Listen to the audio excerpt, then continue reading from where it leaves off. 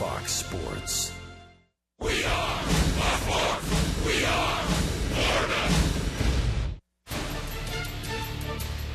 Florida. Night fell in Atlanta, and so did the hitters. Tom Kohler struck out 7. Julio Teheran punched out 11. 1-1, 9th inning. Craig Kimbrell escaped. 1-1, 10th inning. Shea Simmons didn't. Garrett Jones won it for the Fish. Tonight, Miami goes after Game 2 in living color.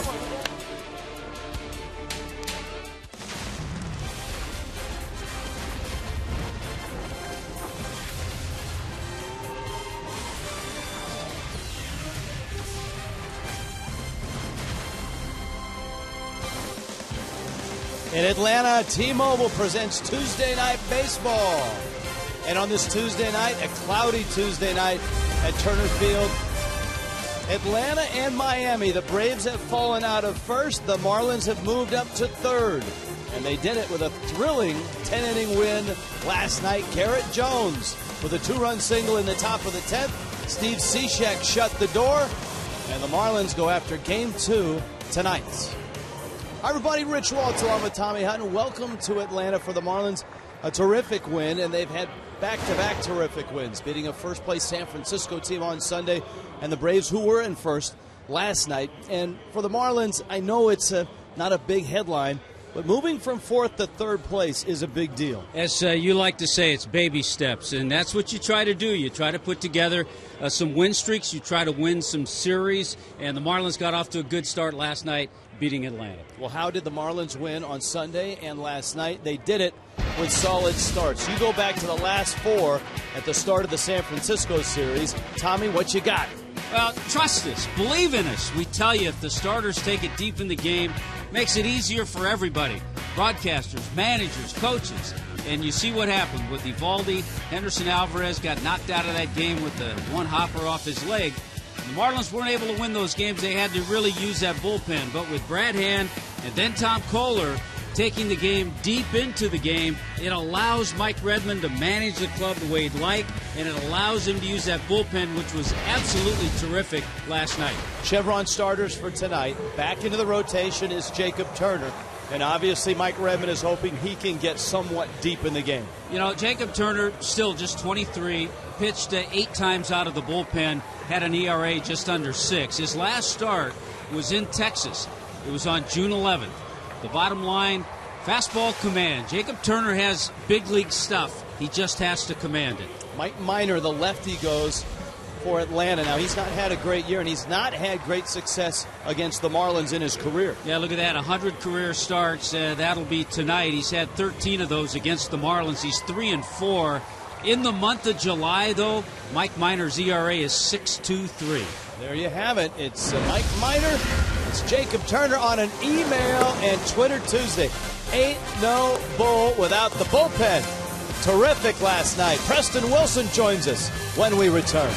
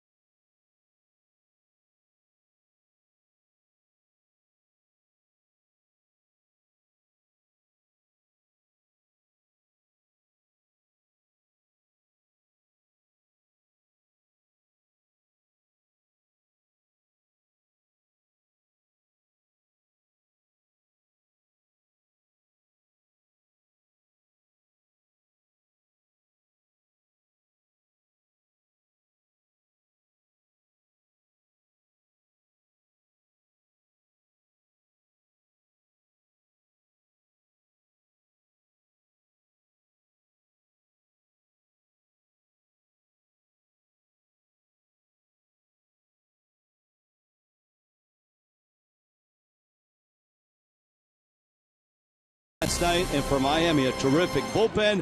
And with that, we've got Preston Wilson again. Hi, Preston. Hey, how you doing, guys? You know, things are starting to fall in place for that bullpen. And I know Tom Kohler wanted to stay in the game longer than he did last night, but it's a really good feeling that Mike Redmond has when he can look down in that bullpen and know that all these guys' roles are getting more clearly defined by the day, and they're really setting up what looks like a good second half of the season. Last night, 3 1/3 innings pitch, 1 walk, 5 strikeouts, giving up only 1 hit. Morris has been outstanding. Cishek has gotten 2 good outings under his belt after a shaky start coming back from the break. Ramos is back feeling healthy. This has all the makings of what you want out of your bullpen in the second half. So now you just got to get those starters to extend those innings, get you to 6, maybe 7 innings, and Redmond's going to feel just fine handing over to those guys in the bullpen. And now the big thing is how they're going to fit in all the other guys, the guys who have to fill in the long guys who are going to have to throw those extra innings if they do have a short stretch. But I think Redmond's got that worked out, and he's going to be okay. The other thing I like is how all the guys are starting to depend on each other. They're starting to say that I don't have to worry about doing someone else's job because they know that the next guy is going to get the job done. They say if there's a lefty in there and he's got to get the lefty, he's going to get the lefty. And they'll take care of it as it comes, and everybody's relaxed out there. But you know what? We're going to see how Game 2 shakes down from Atlanta when we come back. See you then.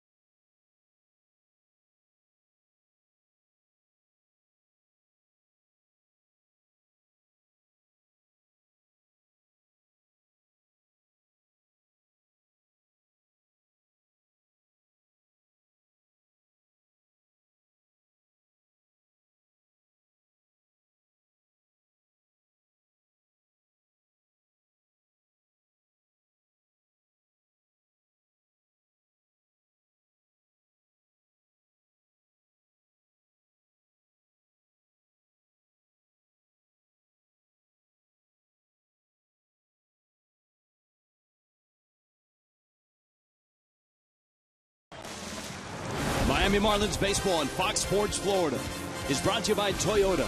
Let's go places. By AT&T UVerse TV. Find out what's possible with AT&T. 1-800-PICK-AT&T. Mobilizing your world. By Checkers. Checkers brings big flavor for a small price. Feed your craving for quality for only $1. Cha-ching. And by your South Florida Honda dealers and sfhondadealers.com. Turner Field, come on in. Ready to go. Braves and Marlins. Interesting pitching matchup with Mike Minor and Jacob Turner. This is the lineup that Minor faces. The Marlins come in 46-52. J.M. Lexus presents the starting lineup. See what Christian Yelich has done. A .354 clip over his last 24 games. Donovan Solano gets a start at second. Giancarlo Stanton in right. Casey McGee just keeps on hitting. Marcelo Zuna's in center, and he moves up to the 5 spot. With the lefty on the mound, Jeff Baker gets a start at first. Danny Echeverria is at short. Jeff Mathis behind the plate, and he will handle the youngster Jacob Turner. Yeah, we've told you a little bit about the 26-year-old Mike Minor out of Vanderbilt. He started the season on the disabled list, so just 14 starts so far this year. And because the Marlins played the Braves early in April, he has not faced the Marlins this year, but they've seen him plenty. He's had 13 career starts against Miami, 3-4 with a 4.52 ERA. And watch for this matchup. Giancarlo has 5 hits against Minor. 4 of them are home runs.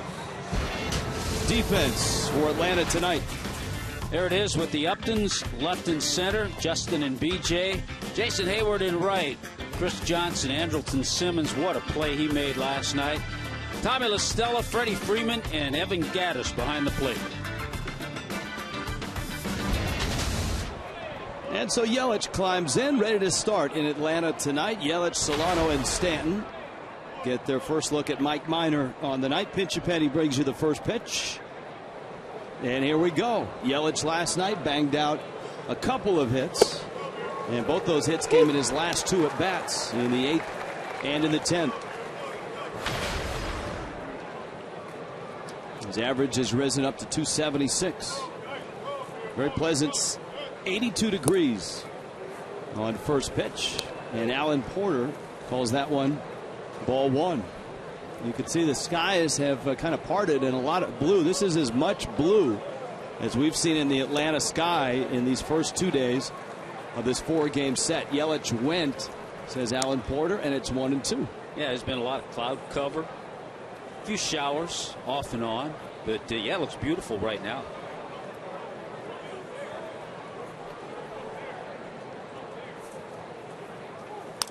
One-two breaking ball, tapped out towards second. La Stella charges, ain't gonna get him.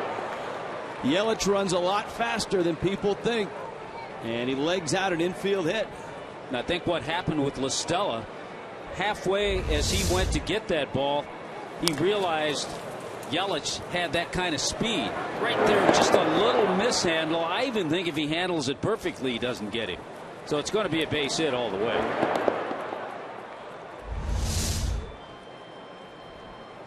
Freddie Freeman saying, how do you get those hits?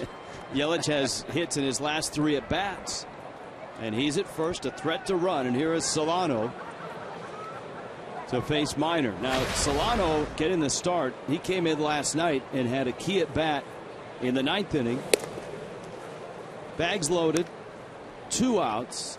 Craig Kimbrell had just struck out Jared Saltalamacchia and Adeiny Echeverria, and Solano, who seems to thrive in situations like that, hit a line drive, but he hit it at La Stella, and that ended the 9th. Of course, the Marlins got 2 in the 10th to win it. Now remember too, Solano came into that at bat 2 for 3 in his career against Kimbrell. Much better hitter with runners on. He's got that right side to shoot for right now.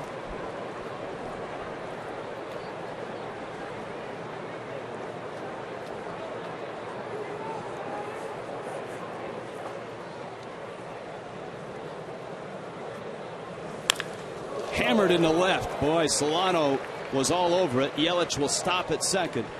And here comes Giancarlo Stanton. And as Tommy Hutton said, the history between these two, Minor and Stanton, is filled with long balls. Go all the way back to 2011. This one went up over Paul Warfield and Jim Langer. And this one went even further out into the blue seats. Remember the blue seaters? How about an opposite field shot last August? And then this one, leaning out over the plate and knocking it right through the tunnel in right center. That's impressive.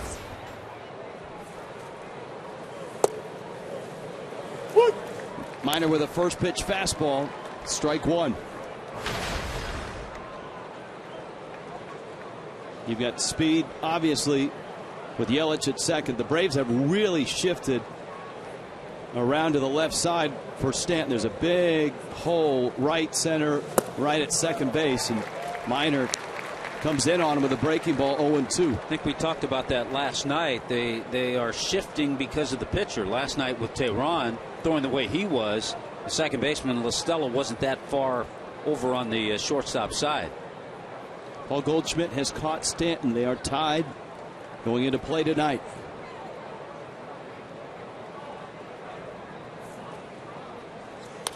Stanton drives it into right center. Over for it. Upton dives, won't get it. Trickles by him. Yelich got a late start. Solano started back. Yelich will hold it third. And the bags are loaded. That was also almost a tremendous mix-up on the bases, but a tough one because couldn't quite tell if the ball was caught or not. From our angle looking down, you could see the ball get by B.J. Upton, but I don't think from field level Solano or Yelich saw him without the baseball. It's going to be a base hit. Difficult try. He never really had the ball, but he kind of blocked out the runners, both Yelich and Solano. Watch Yelich. He's waiting, he's waiting. Solano spots it first and then started to go back to first base. You know, the way Upton raised his glove as he slid, he almost looked like he was raising his glove to show everyone that he caught it, and that may have thrown Solano and Yelich off as well. As it is, bags are loaded, nobody out, and here is Casey McGee. First of all, Mike Minor has to be happy that Stanton just singled on that ball. He threw him a hanging breaking ball. Giancarlo's right behind. Look at how closely he's behind Solano. Now McGee. And Minor misses outside with a fastball. Casey McGee has hit in 8 straight. He was 1 for 3 last night. His 2 best at bats came in the 9th and the 10th inning, and they were both walks. McGee up the middle, might be 2. The turn by La Stella is in time. Miami gets a run, no RBI. And Minor, if he can get out of this with just the 1 run, might feel fortunate. We talked about it last night. The one downside of Casey McGee's year is all the double plays he's hit into. The Marlins do get the run, but the Braves get 2 big outs.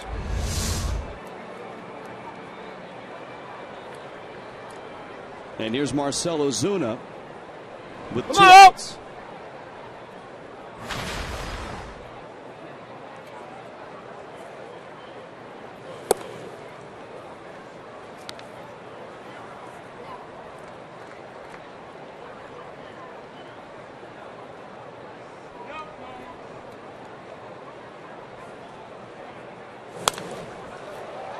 Ozuna fouls back a fastball, and it's 1-1.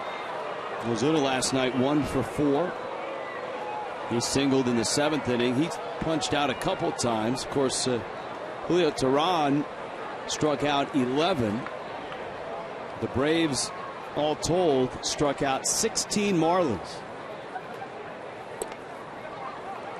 You have to feel pretty good when you can win a game striking out 16 times. And that speaks to the night that Tom Kohler, Mike Dunn, A.J. Ramos, and Brian Morris, Steve Cishek had. Minor missing out, and he's 3-1 on Ozuna.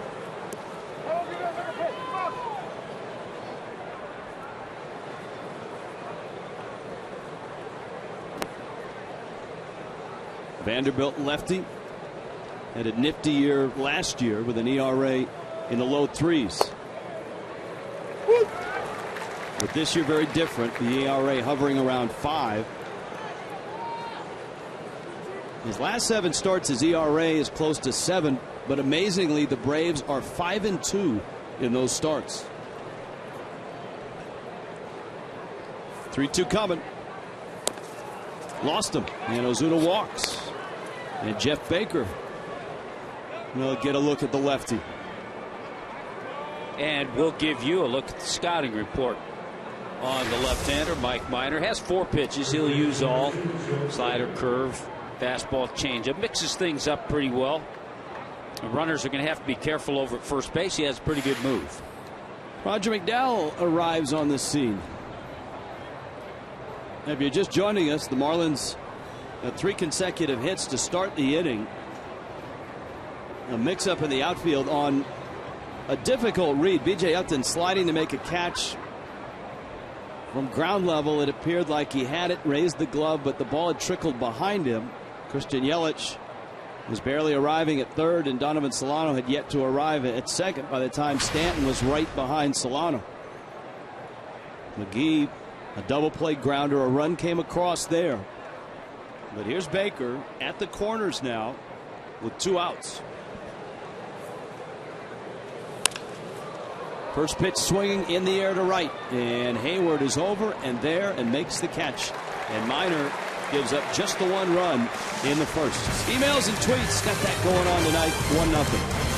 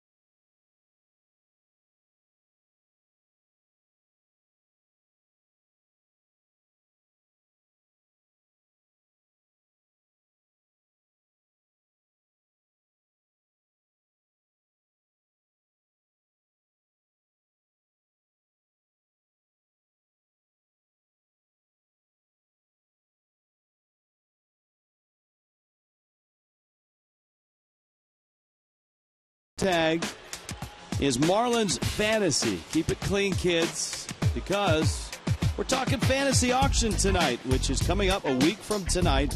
Tell us about your Marlins baseball fantasy. You can email us, foxmarlins@gmail.com, foxmarlins@gmail.com, or, of course, at foxmarlins on Twitter. And we will be into the pledge packs tonight. We've got operators standing by, getting ready to sell you the 2014 Fox Sports Florida Fantasy Auction Pledge Pack, brought to you by DHL. Jacob Turner gets B.J. Upton, Tommy La Stella, and Freddie Freeman.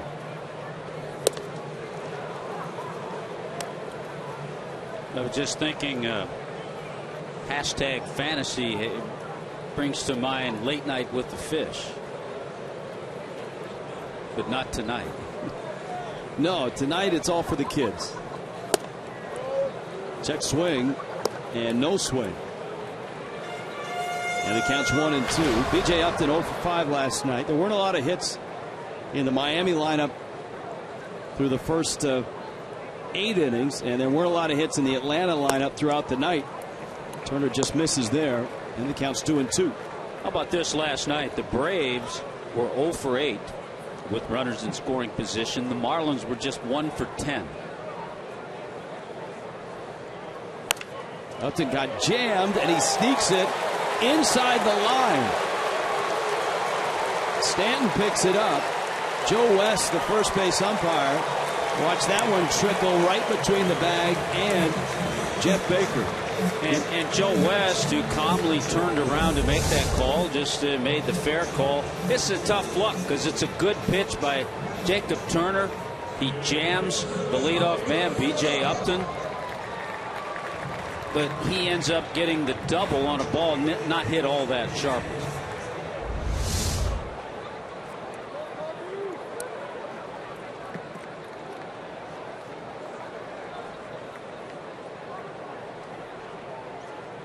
Now Tommy La Stella. A little bit of adversity early on for Jacob Turner. After making a good pitch, but he still has got La Stella, Freeman, and Justin Upton with B.J. and his great speed out at second base.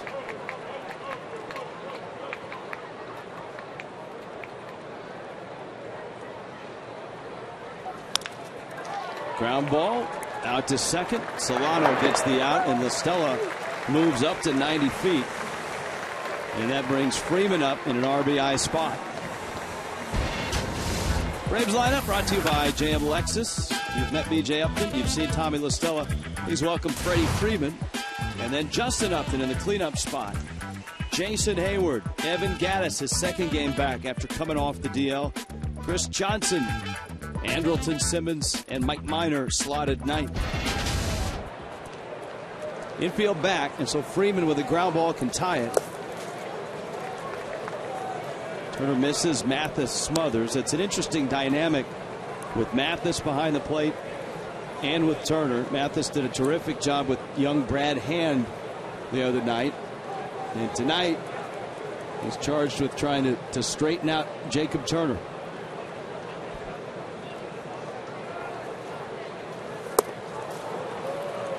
Swinging at pitches just like that are times when Freddie Freeman gets himself in trouble. That was a good pitch from Jacob Turner. Talking to Freeman's hitting coach, Greg Walker. He said he's had a couple of periods this year where he has slumped. And Freeman just 5 for his last 36. And he said last year, that solid year that he had, he didn't have times like that. When you hit 319, have 109 RBIs, you don't slump too often. And of course, against the Marlins, he has greatly slumped this year.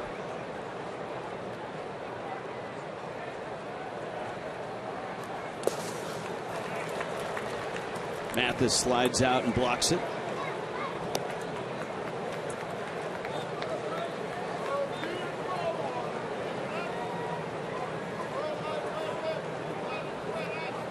Infield still back. Count 3-1. We got Justin Upton on deck.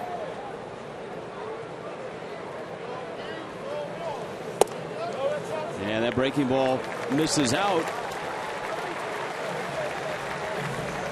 Freeman is aboard. Miami's defense tonight lines up this way.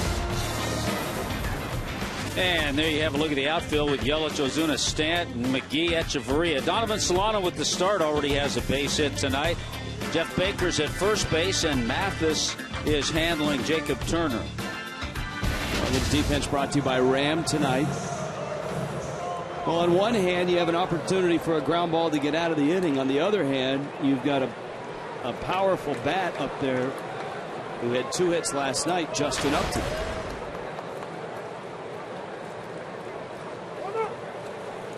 Yeah, he's been on a nice little tear, Upton with a 6-game hitting streak.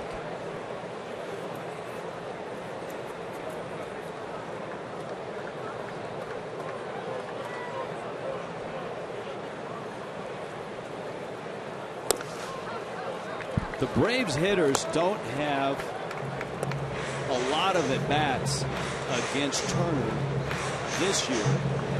We'll go down and take a look at their numbers over the last 3 seasons, from 2012 through 2014, when Jacob joined the Marlins. He was a Tiger in 2011 and parts of 2012. Justin Upton 2 for 8 with a home run. Right now, Upton being very patient, not chasing a couple of breaking balls. Turner's throwing a couple of sharp breakers, but just out of the strike zone, and he hasn't gotten Justin Upton to bite.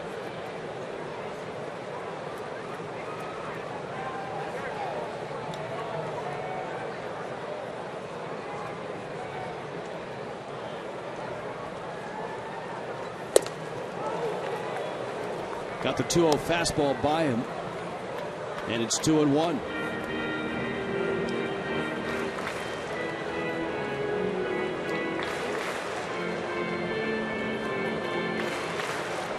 Jason Hayward is on deck. Freeman the runner at first. BJ Upton at third. Miami got a run at the top of the first. The Braves threatening here. Turner gets a second strike. It's 2-2. We will throw out the ceremonial first tweet when Justin Upton is done.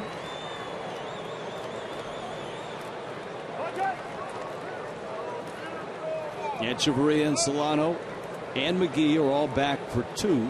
Baker holding Freeman at first.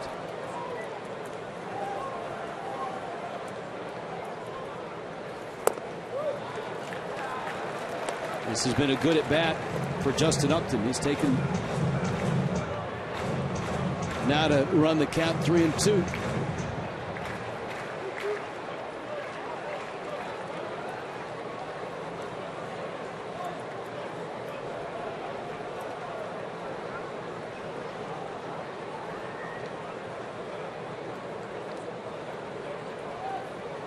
Freeman on the move, and it's in, and the bags are loaded, and that brings up Jason Hayward. All right, the first tweet of the night on an email Twitter Tuesday. Anthony wants to know, are the Marlins buyers or sellers at the trading deadline?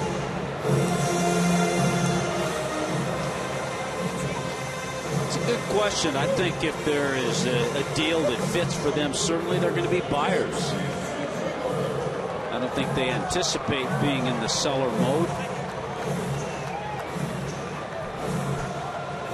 I think the one tweet we've gotten numerous emails and tweets on is what was the stuff on Kimbrel's cap last night? Julie asked that. Fermo asked that.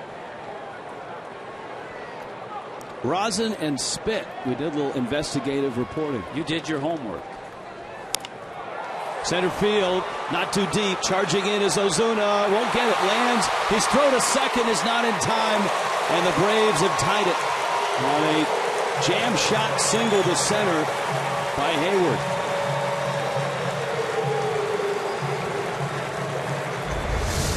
Well, here's the frustrating thing in this inning. The 2 base hits have not been hit hard. The jam shot, the double by B.J. Upton. This ball blooped by Hayward. The problem, in between those 2 base hits, a couple of walks. And that's what sets this inning up for the Braves. Chuck Hernandez did not want to make this walk, and that's a first inning walk to talk to Jacob Turner, who's in some real trouble here. Bags are loaded. Brave fans are chopping away. The Marlins got the 1 run on 3 hits in the first inning, and here are the Braves already even, and with El Oso Blanco up, Evan Gattis.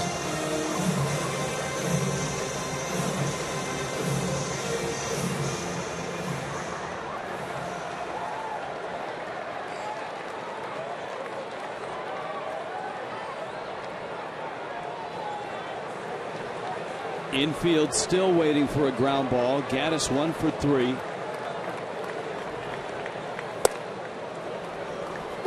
Turner gets a strike. It's a whole different ball game when he's able to get that breaking pitch over that way.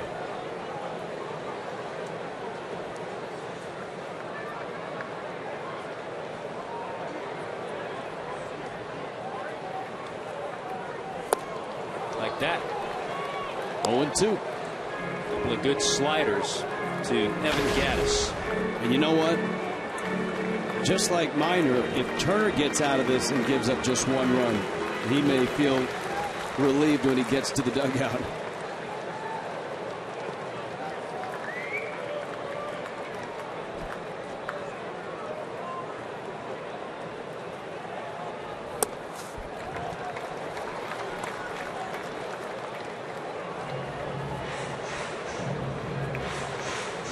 Well, he's dealing with a couple of guys. Hayward, who had the base hit, Gattis now. Hayward now is hitting 12 straight against the Marlins, but a couple of guys who have hit the fish very well.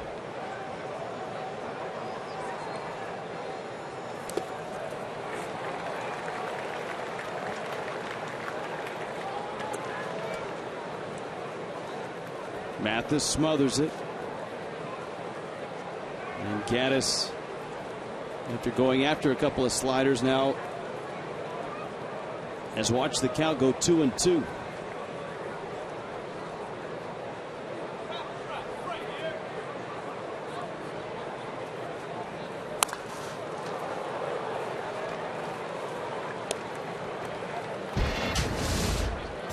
Against the Marlins, and this is career, Gattis only 19 games. but major damage, 6 home runs. Hayward, 7 home runs. And 23 runs driven in. Hayward's at first. Justin Upton at second. Freddie Freeman at third. And Evan Gattis sitting on another 2-2 pitch from Jacob Turner.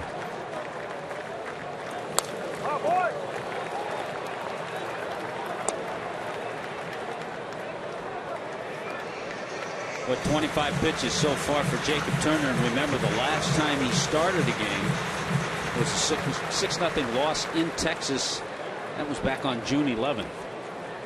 He had some outings out of the bullpen. He had 3 outings out of the bullpen where he worked 3 innings.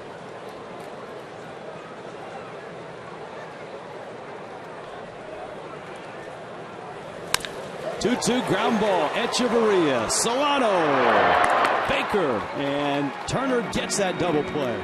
6-4-3. 1-1.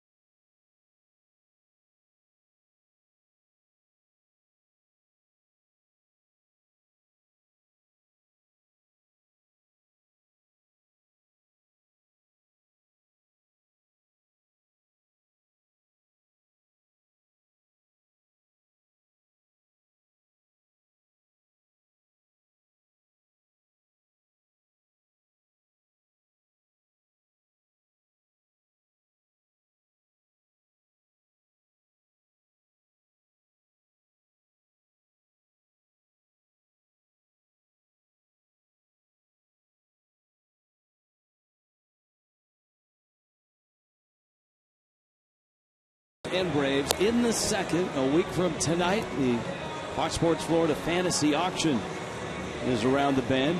And tonight, the Marlins. And here on Fox Sports Florida, we are ready to sell some pledge backs, Tommy Hutton.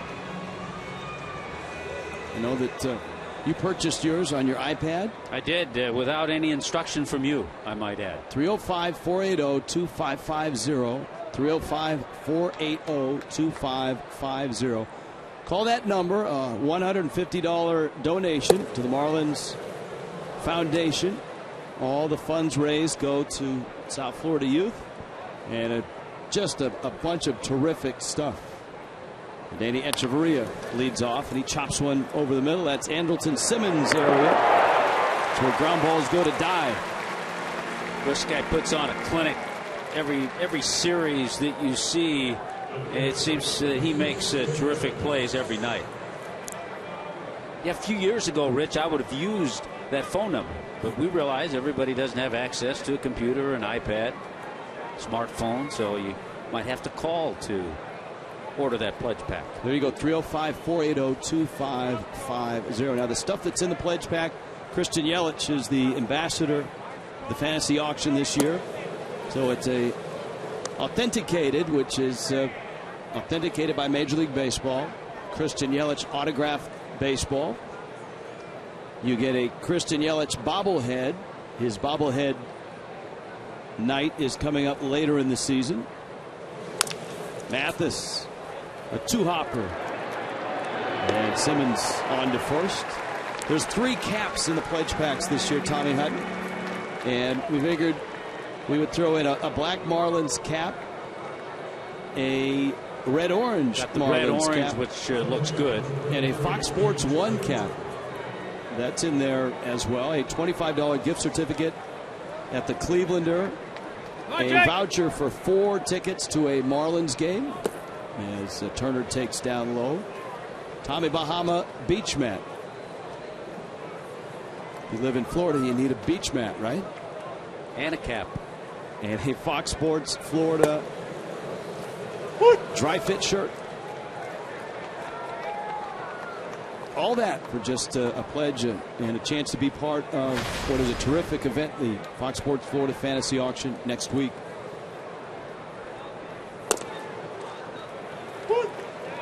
Well, Mike Minor certainly looks like a different pitcher here the second than he did in the first. Well, it's interesting. Each pitcher, Jacob Turner will have the opportunity. He'll be able to work to the bottom third of the order as well. So each pitcher given a chance to, maybe get back into a rhythm and put it together. 8-pitch inning, 3 of which ended up in Andrelton Simmons' glove.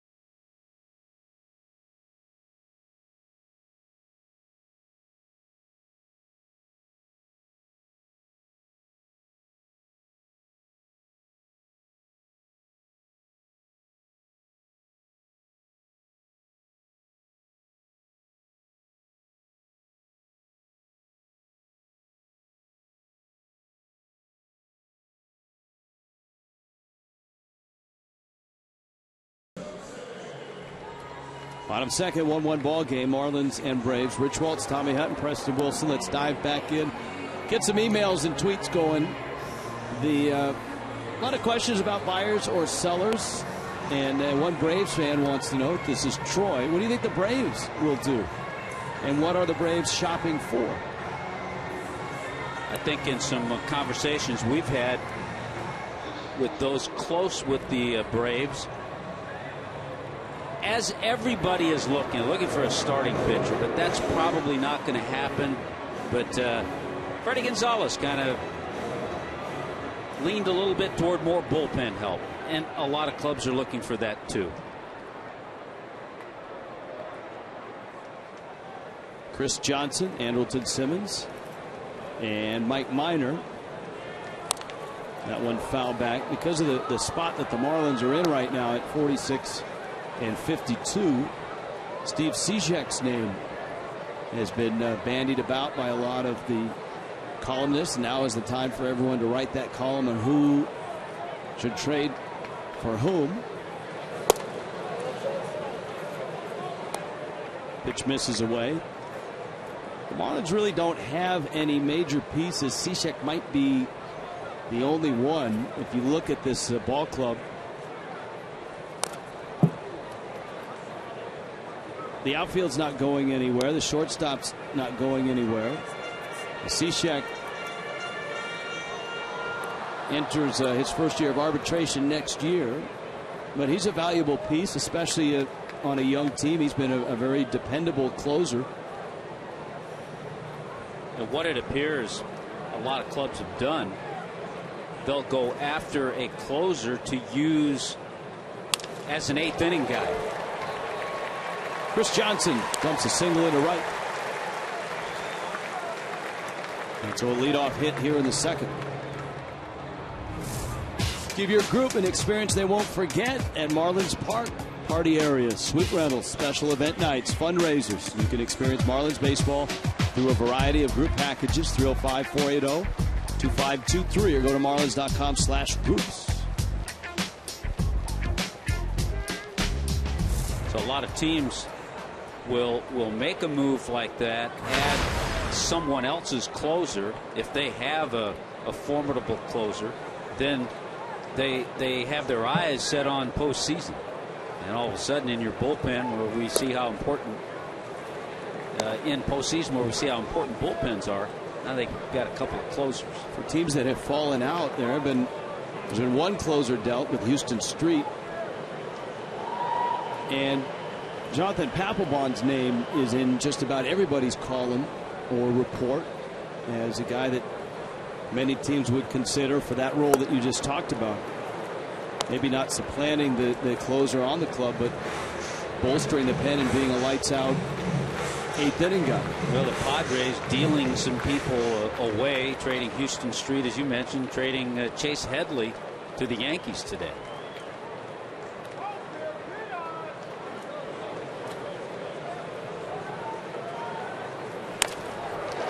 Liner to right. Stanton is there, and he makes the catch.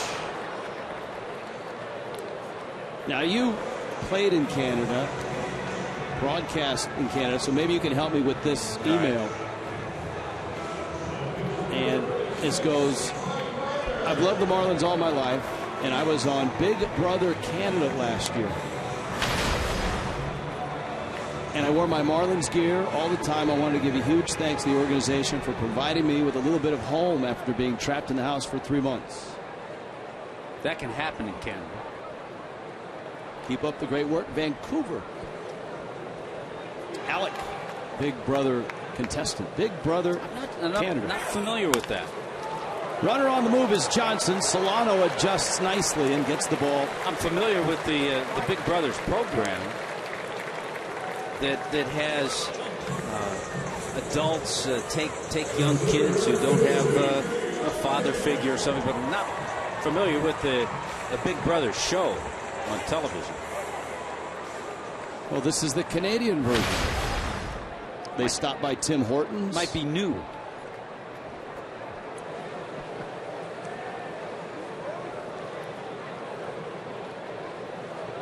Chris Johnson out at second. 2 outs. Turner back to the top of the order. Back to B.J. Upton.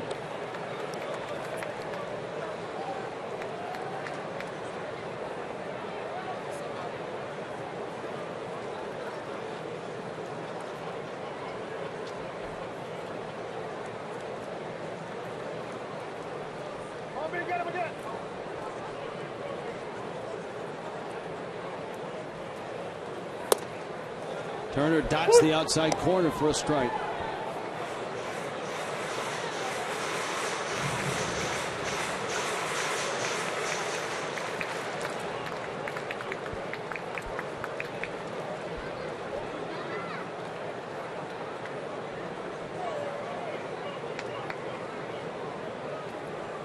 Oh, 2.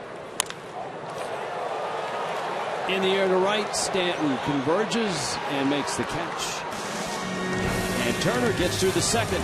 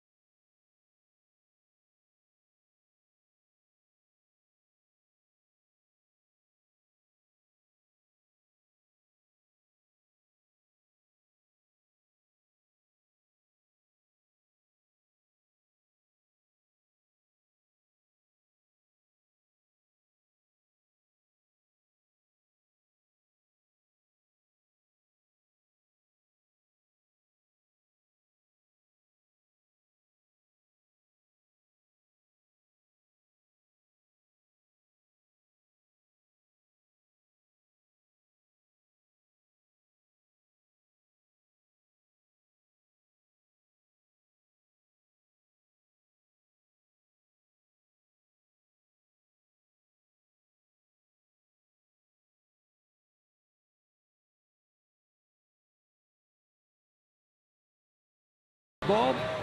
Miami and the Braves, a 1-1 score. Since it's a social media night, we should get plenty of these tonight. Hashtag FL Fan Photo, your fan photo, and then just tweet it.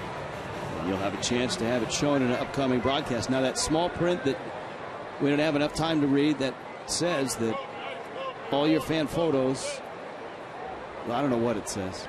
That's a cool Yelich sign, though. Little lightning bolt. Here is Yelich.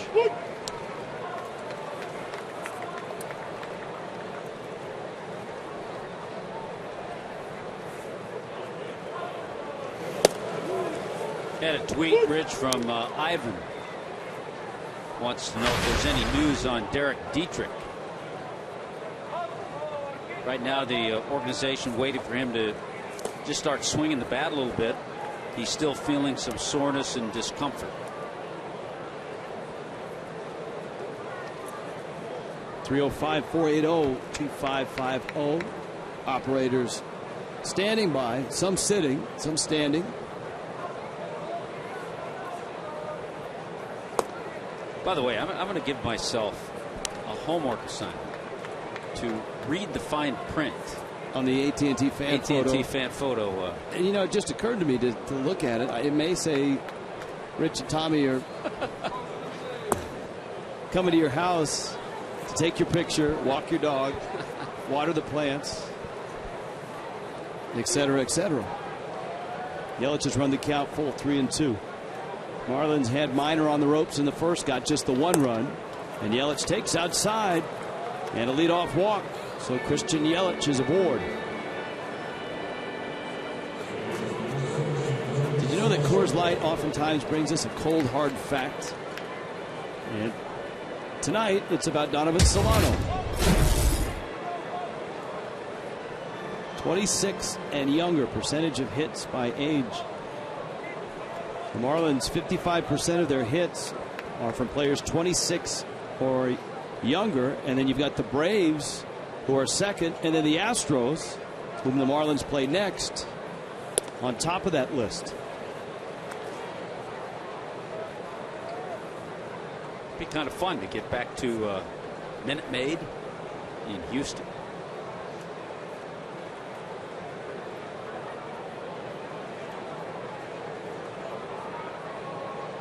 Check out the Crawford boxes.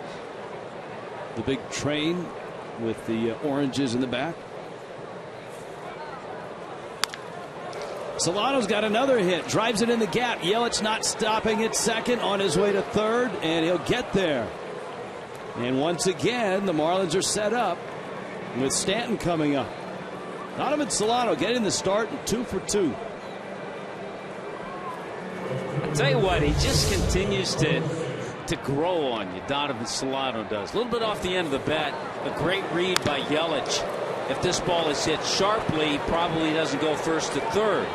But off the end of the bat, it takes a while for Upton to get there. And boy, Yelich raced over to third base. Ball in the dirt, and Stanton shuffles his feet. Stanton let a peach of a fastball get by him. The first pitch of the at-bat against Minor, he grooved one, and you could almost see the regret in Stanton's face.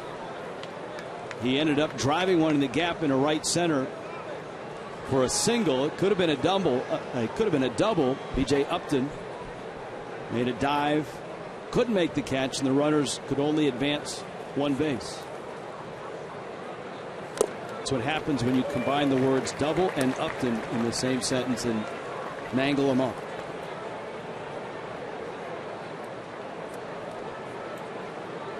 One and one. Infield shifted over with La Stella on the third base side of second, and Stanton crosses him up but fouls it off.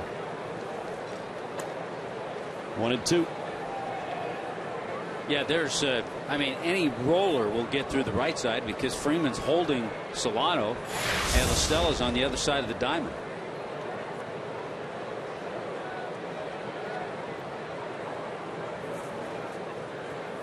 Stanton hammers it down the line. That's a fair ball. A laser beam that bounces off the wall.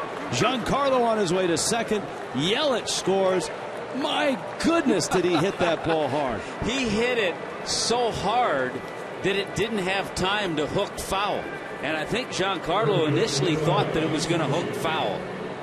So all of a sudden he has 7 career hits. There he is. He kind of pauses. He thought this ball was going to hook foul. 7 career hits against Mike Minor. This ball is absolutely crushed. A breaking ball that Minor left over the plate, and now McGee is up with runners at second and third. Exit speed, I'm going to go 109. Wow, 111.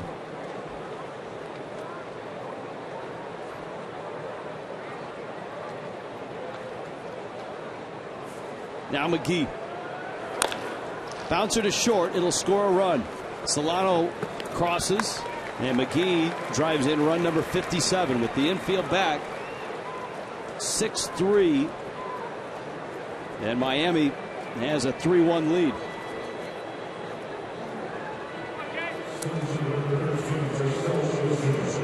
Not exactly what Casey McGee wanted to do, but he put the ball in play and got the run in. That's all that counts.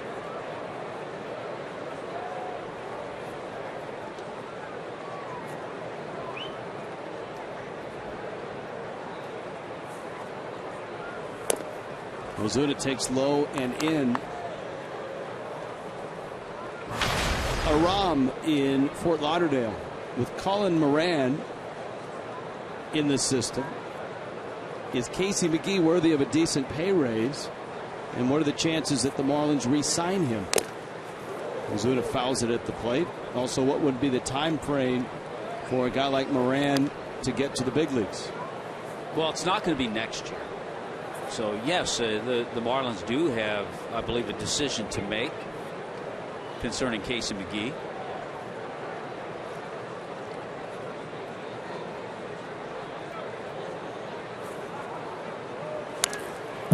Ozuna fouls it back to the screen.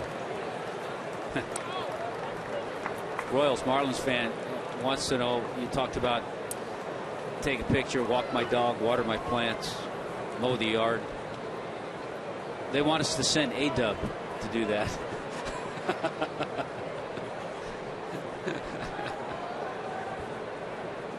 Not sure what the hashtag for that would be. 1-2 the count to Ozuna. Baker's on deck. Stand in scoring position. 2 runs across here in the third. And Ozuna pulls it foul. Darren in Fort Myers across the state says, I watched Big Brother Canada online last year, and I remember Alec, who always wore a Marlins cap and shirt. And I was rooting for him to win because of that. So, Alec, you have a fan in Fort Myers, Florida, in Darren. 1-2. I think he went. Yes, he did. Joe West says yes.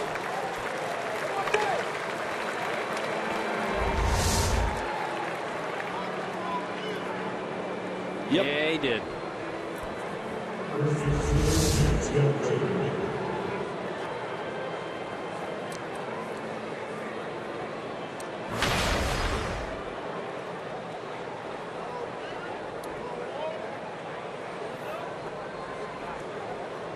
Now Baker, a fly ball out back in the first.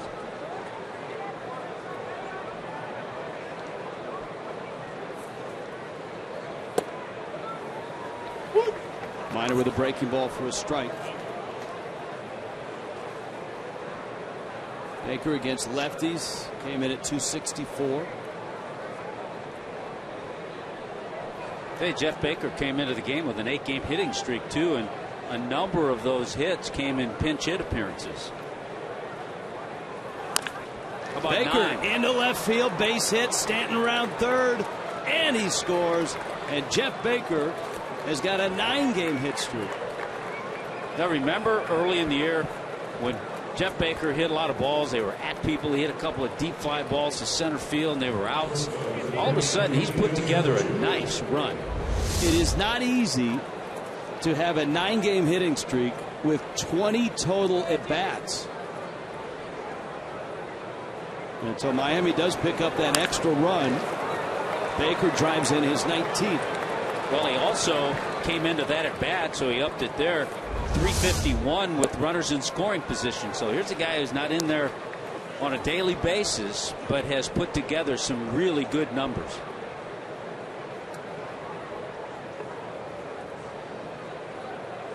Echeverria's up.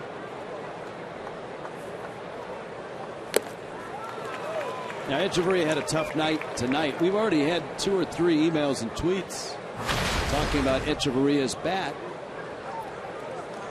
And if the Marlins would consider looking for a new shortstop, Ryan feels that Echeverria's bat is one of the biggest weaknesses on the team. Well, I think you have to look at where Echeverria was last year and then look at where he is this year. I know he didn't look good last night. He struck out 4 times. But he hit just 227 last year. We had one of the best advanced scouts in the game in the booth. And whenever we get him, we always run through Miami's roster just to see, what do you think of this guy? What do you think of that guy? And we asked him about Echeverria. And his comment about Echeverria was, I like him because he gets better and better every time I see him. Now, is he hitting 300? Is he Troy Tulowitzki? No. There aren't many Troy Tulowitzkis. And I think the Marlins put a premium on defense, too, at short. And he's a young shortstop. You know, Echeverria just turned 25. And the hope is exactly what that advanced scout says, that he will improve every year. If he makes the same jump in numbers next year from this year as he has this year, that one squirts away and Baker hustles down to second, then all of a sudden you've got something. I think when a guy goes from his first full year in Echeverria's case to his second full year and makes an improvement, that's something to take notice of. We're in a high-speed society. Everybody wants everything fast. Is Christian Yelich going to be the same player next year, the next few years, that he is this year and his first couple of years? No, he's going to be better. And the hope is, from what we have seen and in talking to people, the hope is Echeverria will be too. So just slow down. It's okay on the internet. It doesn't work that way with baseball. Echeverria, bouncer over the middle. Estella cuts it off. Throw to first is wide. Safe as Echeverria. Baker stops at third.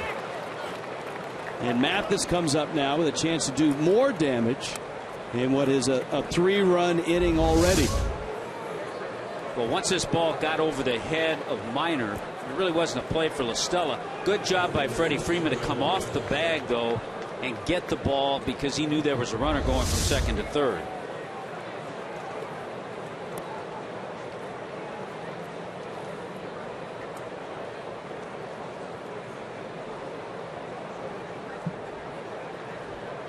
Jeff Mathis bounced to short back in the second. And Minor misses in. He's got Jacob Turner on deck. 4 runs on 7 hits already for Miami.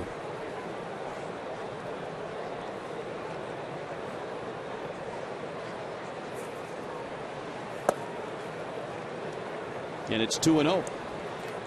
Talked about Minor starting the year on the disabled list, so this is his first start against the Marlins. Made just about every start last year. 6 starts against the Marlins last year.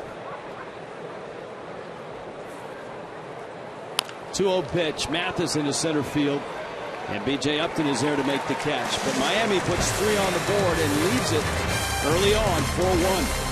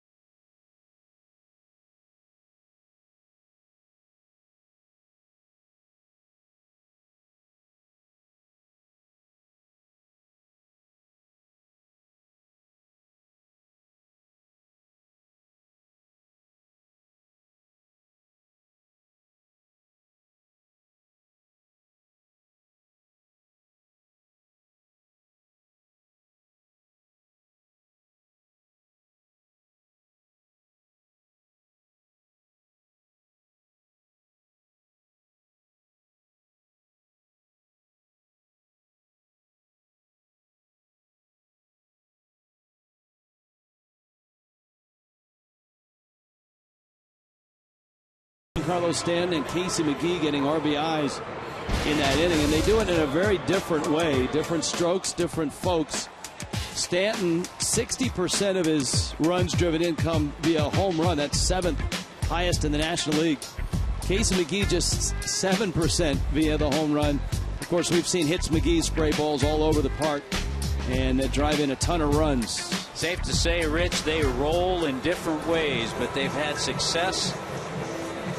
And you know what? You throw in the RBIs of Giancarlo, 66 now, Casey with 57. And how about Ozuna with 53? That impressed Freddie Gonzalez. I'm talking to Freddie before the game, and he goes, the Marlins have 3 guys with over 50 RBIs. The Braves don't. So it's a lineup that's been there, and with Stanton and McGee, they do it in different ways.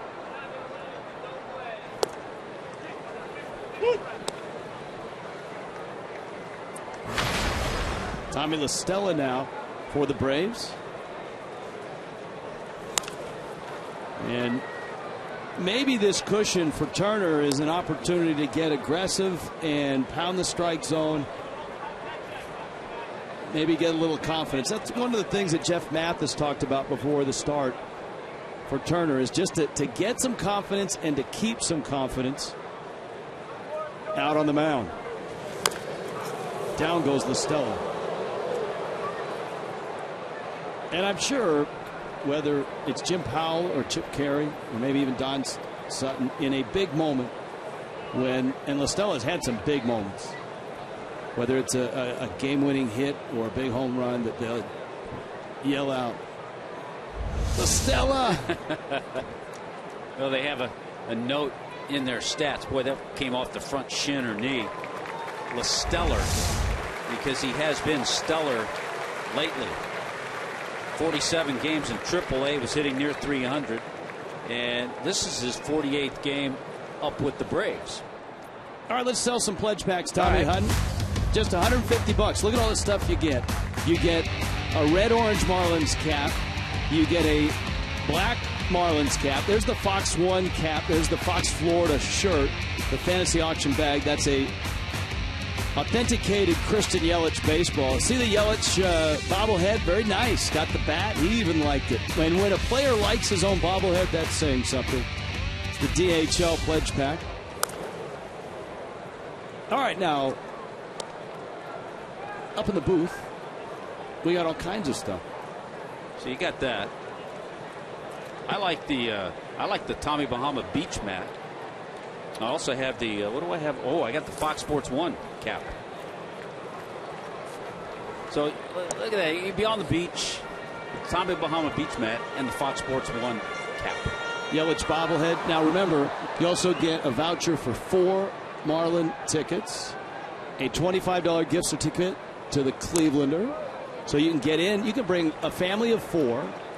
You can take your gift certificate and go down to the Clevelander, have a couple of cocktails. You can wear one of the different caps. You can wear the red-orange, sport that, or the Fox One, or the traditional Marlins cap. You can wear your Fox Sports Florida shirt. I would not advise bringing the Christian Yelich baseball to the game, though, because you don't want a youngster to throw it back into the field to play and lose that.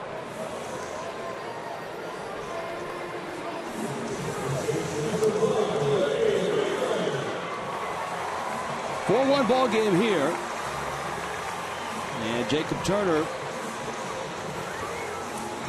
with a first out here in the third. Here's the phone number. We do have operators tonight standing by. 305-480-2550. And you can call in, buy your pledge pack, get it in the mail, and you'll be all set. Now, if you want to do it online, you can do that as well. Marlins.com/fantasy. Marlins.com/fantasy. Also on that site, the details of many of the auction items. And of course, we've got the big board and the little board. Craig will be working the big board. That's and right. Working it well, as he always does. Tommy and I will be finally let into the Fox Sports Florida suite. It kept us out of there for 2.5 years, but we're finally crashing the party.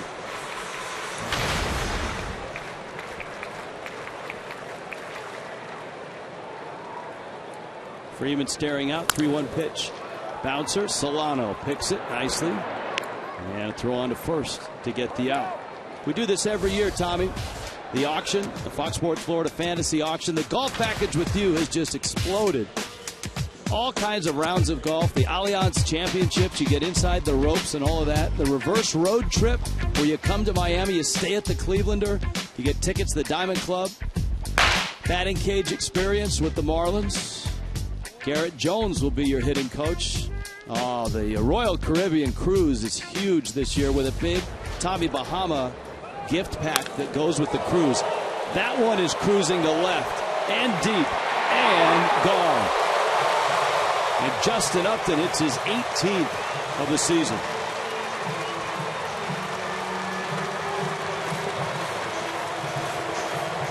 Well, Justin Upton, the team leader in home runs, 7-game hitting streak now for this Upton brother. 56 RBIs, and as you mentioned, his 18th home run. A slider, you can see the little bit of spin, but that's what it was, more of a spinner than a sharp biter, and Justin Upton timed it perfectly.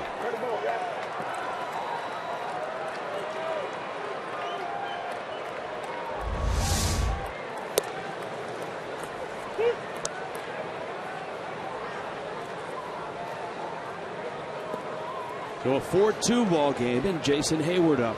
Hayward knocked in a run with an RBI single in the first. One of the challenges for Turner here, and you noted his last start was a while ago, is pitch count. He's thrown 52, and we're only in the bottom of the third inning. So he's not a guy you would expect to get to 100 and above anyways. Yeah, I think just the fact that he had a few of those outings, 3 outings, pitching 3 innings out of the bullpen, has kept him stretched out somewhat. So this is a game, if you're Mike Redmond and Chuck Hernandez, you're saying like to see five good innings. Echeverria with a terrific play. Streaking across the diamond, fires to first and gets Hayward. Braves get a run. It's 4-2.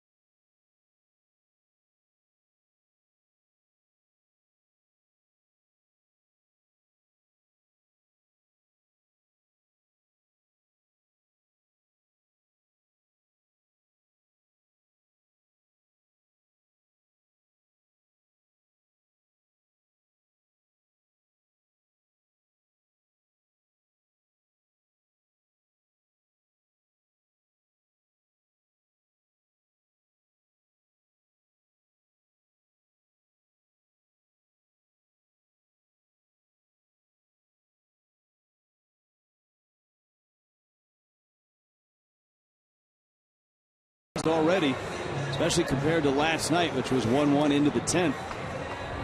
Hut, get ready for a little soccer action. Marlins Park tomorrow night.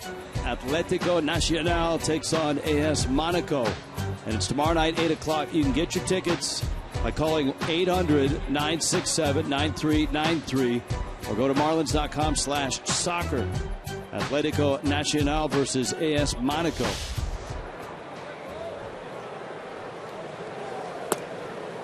Jacob Turner leads it off for Miami in the 4th. Christian Yelich, Donovan Solano right behind him.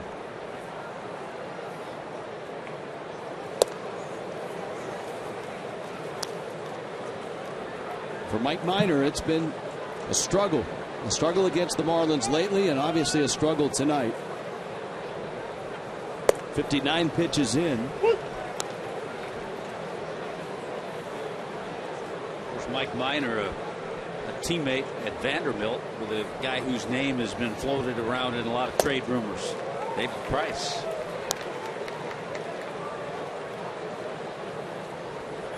Of course, with the extra wild card team, so many teams, even a team like the Marlins, record-wise,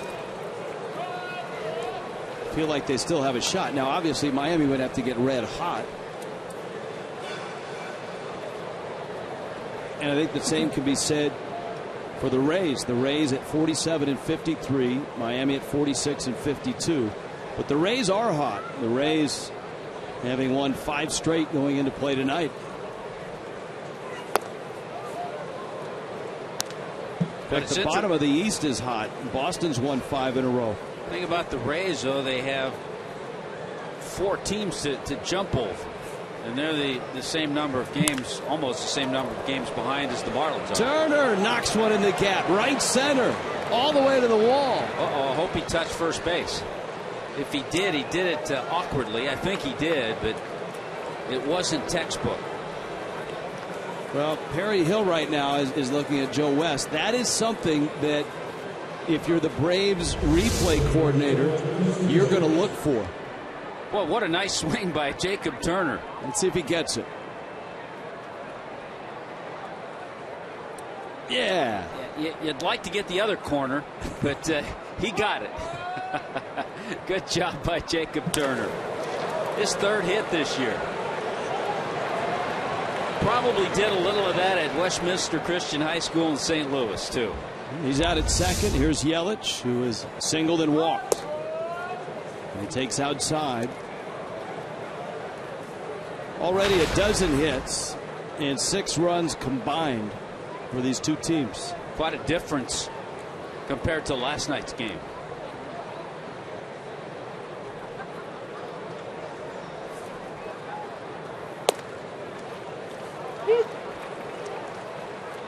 Brett in Lamar, Missouri. Rich and Tommy, where would you like to see the Marlins improve themselves, whether it's at the deadline or in the offseason? Yelich, ground ball up the middle, into center, and Turner around third. He will score. Yelich is 2 for 2. Well, the Marlins 1 for 10 last night with runners in scoring position, 5 for 10 so far tonight. And the value of the pledge pack goes up with every hit by Yelich. We also told you before the game that lefties have really hit Minor this year. Coming into the game, left-handers were hitting .355 against Mike Minor. That usually tells you, as a lefty against a lefty, he doesn't have a real good breaking ball to really lock up that left-handed hitter.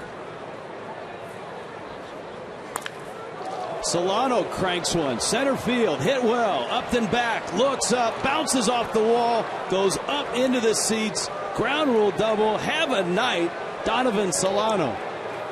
3 for 3. Solano with a ground rule double, and the Braves bullpen is a beehive now with 3 consecutive hits, and Freddie has already made the move.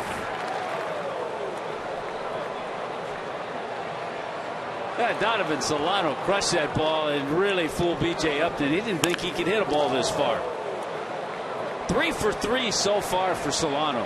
And the bounce actually cost him an RBI because Yelich would have scored easily.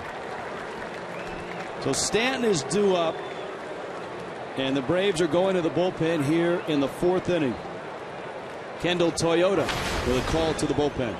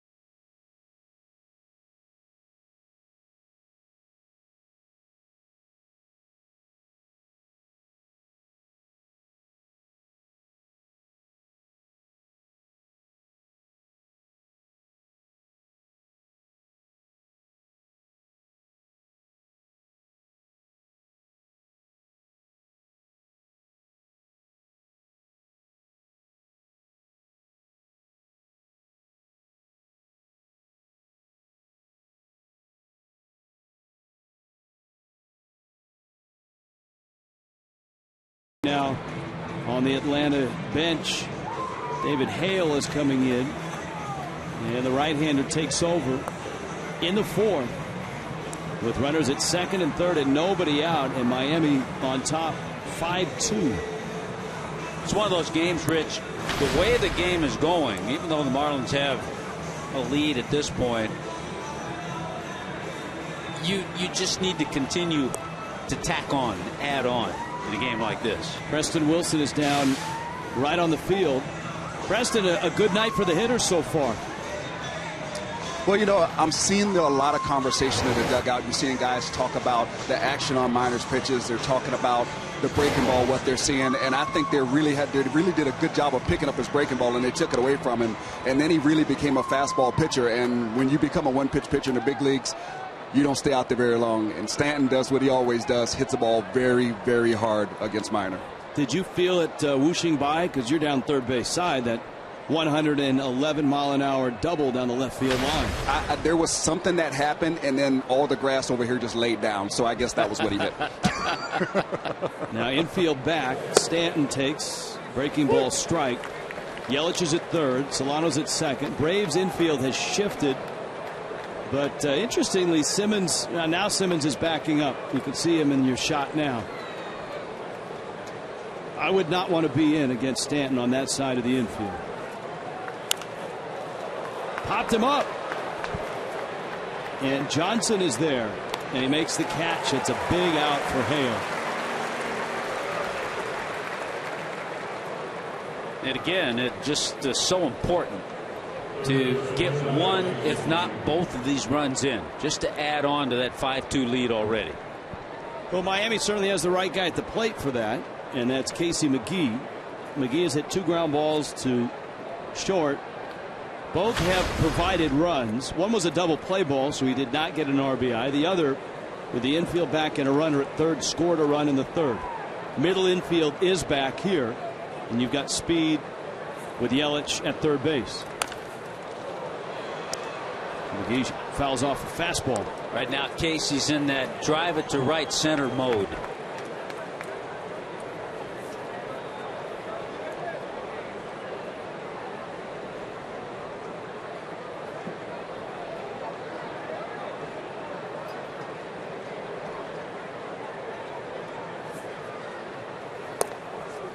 Takes down low, and the count evens at 1-1. Marlins live tomorrow night, same time as tonight. Brought to you by South Florida Honda dealers. Carl Pavano, Craig Minervini, the host. And McGee jumps on one but pulls it foul, and now Hale's out in front 1-2. We will get to the emails once things slow down here. It's a busy night on the show. Pledge packs, emails, tweets, and already 7 runs in the first 3 1/3 innings.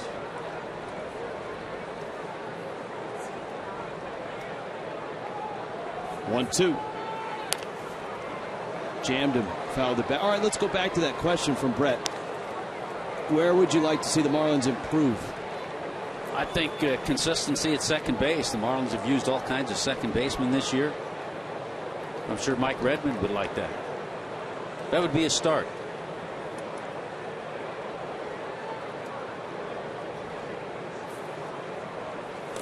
I would like to see, and I know it's not easy to find, but a veteran starting pitcher.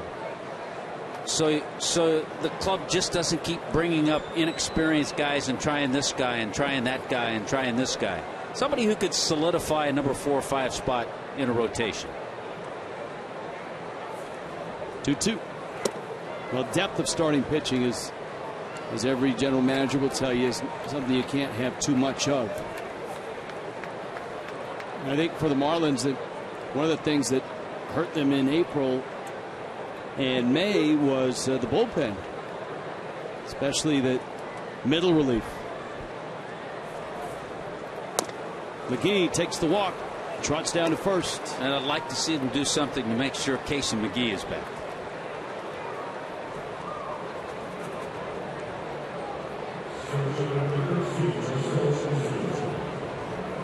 Margie and Dick have this one. Have you guys seen the Netflix movie called The Battered Bastards of Baseball? And it's about the Portland Mavericks. And it's a story that I know, having lived up in the Northwest. Kurt Russell, the movie star. I heard he was involved in a baseball movie. No, he played for that team. Yeah, he played minor league ball. And that's where he played. His dad was the owner. So his daughter, Kate Hudson, talking about that last night on Jimmy Fallon. There you go. Way to tie the story up in a nice little bow.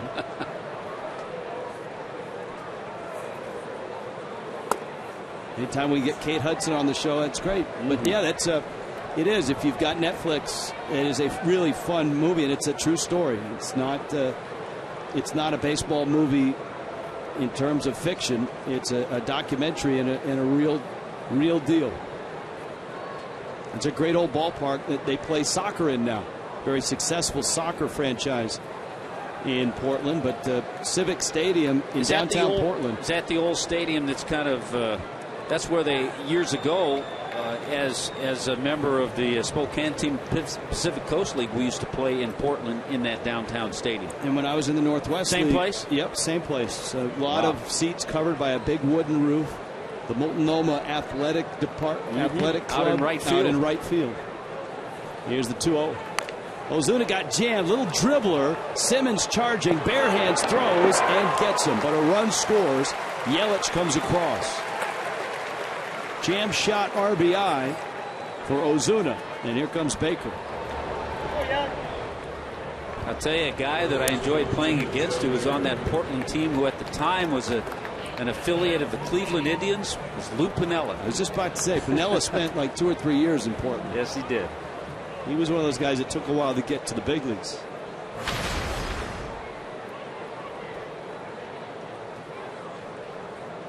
So here's Baker, an RBI single in the third, and he's got 2 runners out there in scoring position. Hale misses away with a breaking ball.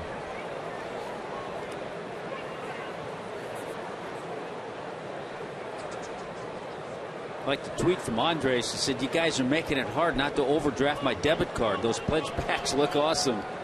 Just 150, and it's to the Marlins Foundation.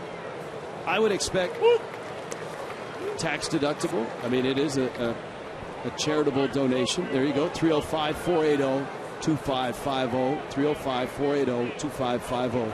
Just a $150 donation to get all that cool stuff, including 4 Marlin tickets. Here's the 1-1. Oh, Baker had a pitch to hit, and he just missed it. It's 1-2.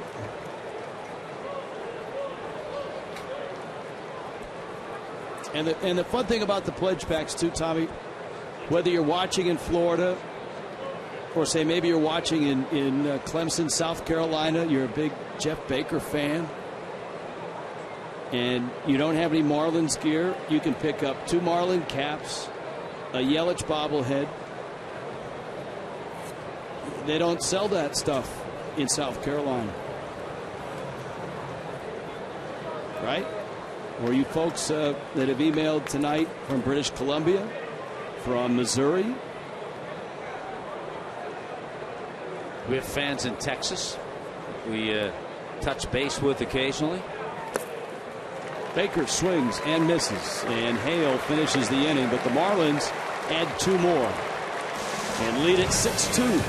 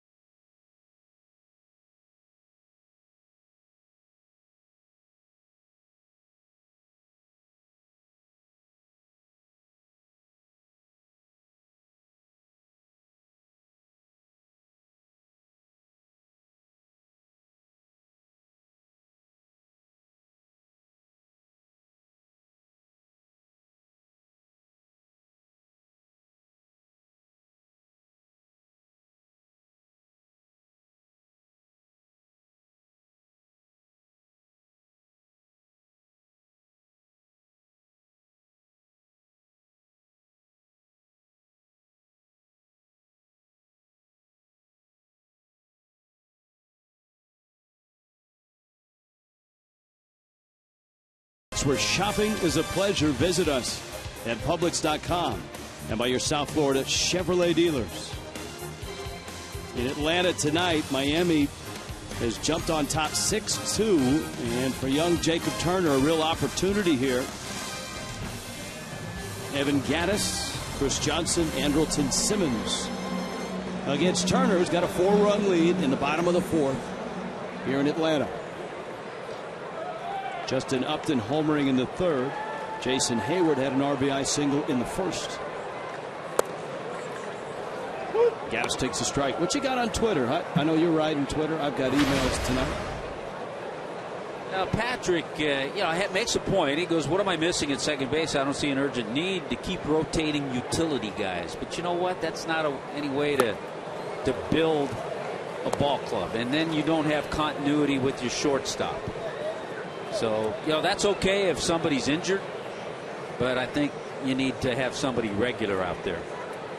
That one of the allures of a Derek Dietrich is the fact that Dietrich is a left-handed bat, which the Marlins could use in their lineup for a little more symmetry, so to speak.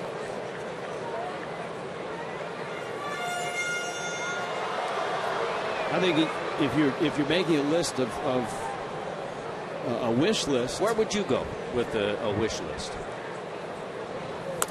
I would start small. I'd get a left-handed bat off the bench. Good point. I like that. Marlins have really missed that. Greg Dobbs did not have a good start to his season. Justin Bohr is not ready for that role.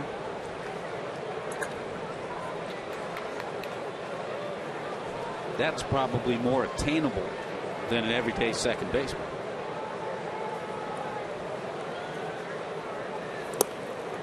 I think another bat, and I think for any major league team, if you have a need, offensive need, if you're looking for a bat and you find that bat, you can find a place for him somewhere. And maybe it's a second base bat. Those are hard to find, second basemen that have the production of an Utley or a Brandon Phillips. Swing and a miss. Mathis digs it out, fires to first in time to get the out. Good job, good pitch. First strikeout for Jacob Turner. This copyrighted telecast is presented by the authority of the Marlins, may not be reproduced or retransmitted in any form. Accounts and descriptions of this game may not be disseminated without the express written consent of the Marlins. Reese in the UK with an email. It's way past midnight here in the UK, but last year I remember you saying baseball couldn't be played in the UK unless there was a suitable place to play. But then they went and played at a cricket ground in Australia, did the Dodgers and the Diamondbacks. Why couldn't a game be played at a cricket ground over here? Is it anything to do with the weather? You know, Reese, I think one of the reasons baseball went to Australia is Australia has had a nice history of bringing players into the big leagues, whereas England doesn't really have that. And baseball in Australia is starting to... There are leagues. Starting to gel, starting to form. They've participated in the World Baseball Classic. Peter Moylan, of course, here at Atlanta Brave. They have an enormous Little League system in Australia as well. There's a 1-2. Swing and a miss. Boy, Jacob Turner burying some breaking balls and getting some good hitters. Gattis and now Johnson. That's a great sign. And also a terrific sign after the Marlins added on in the 4th inning a couple more runs. It'd be kind of fun to go over to the UK. See, I think it's going to happen. So, Reese, I think Major League Baseball will be there. The weather, I don't know how you get around that. Maybe you go over... Well, it looked okay for the British Open this year. That's what I'm saying. Maybe you go over near the All-Star break, like before the break or after the break. I know that the Dodgers and the Diamondbacks went before the season began, and then Seattle and Oakland went to Japan before the season began. Japan you can do because there are some domed stadiums. Right. But I'm talking about the time frame. If you want the better weather in the UK, why not send a couple teams over to play a 3-game series right before or after the All-Star break and build in a couple extra travel days for them? Yeah, that all sounds good, but what if those two teams have a couple of guys on the All-Star game? And, tough for them to get back, participate in that, as well as play in those games. It's a matter of logistics. It's a great concept. It's a great thought. If you make them two East Coast teams, you give them a couple days off on the return. Say they play Friday, Saturday, Sunday. Give them Monday, Tuesday off, and let them open up again back at home. Maybe that's something. I'll tell you what, something. How about striking out the side? And Jacob Turner does that in the fourth. More emails, more tweets, and pledge packs when we return.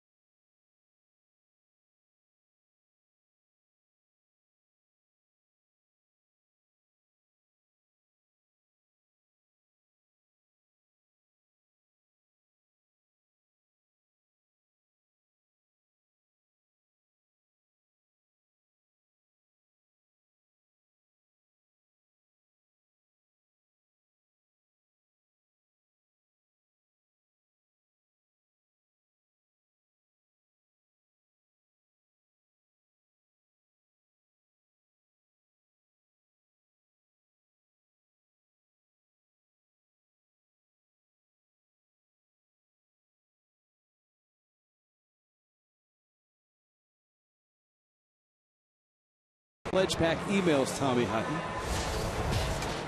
First of all, here are the pledge packs. Now you got a couple of Marlin caps. You've got a red, orange, and a black. You've got the Fox Sports 1 cap, Fox Sports Florida dry fit shirt, Christian Yelich authenticated autograph ball, the Christian Yelich bobblehead, a certificate for 4 tickets to a Marlins game, $25 gift certificate to the Clevelander. And the DHL pledge packs also include that nifty bag. And our thanks to Christian Yelich for being our ambassador and signing the balls this year. Now, Stephanie and Joanne and a host of others are standing by. 305-480-2550. 305-480-2550. Stephanie Gaywood, Joanne Messing, who work with the Marlins Foundation, do such a terrific job on this event. They have the website, looks great, marlins.com/fantasy. You can buy a pledge pack there right now or check out the auction items. Echeverria bangs it into center field. All of a sudden, Echeverria with a couple of base hits tonight. Last night an 0 for 4, tonight a 2 for 3. That's the beauty of this game. Tomorrow night the emails will say, hey, his bat's really coming around. Look at him, he's hitting 275. What a huge jump.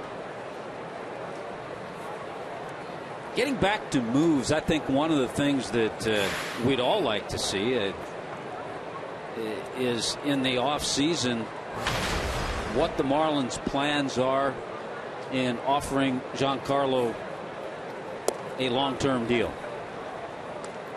I think we'd all like to see that. Amen. And that, you asked me what my wish list is. There's one right there, a long-term contract. That might be number one. For Giancarlo Stanton. For Jose Fernandez. Maybe even a guy like Christian Yelich. Jam shot, Mathis hustling. And he's out at first base. Echeverria ends up at second, and Turner comes up. Had one earlier, Rich, about the timetable perhaps for Jose Fernandez. I can't go back and find it, but that was the question. And I know in looking at others who have had Tommy John and in our conversations with Jose, his timetable, and this is if everything goes well in his rehab, is to be his first start would be right after the All-Star break next year.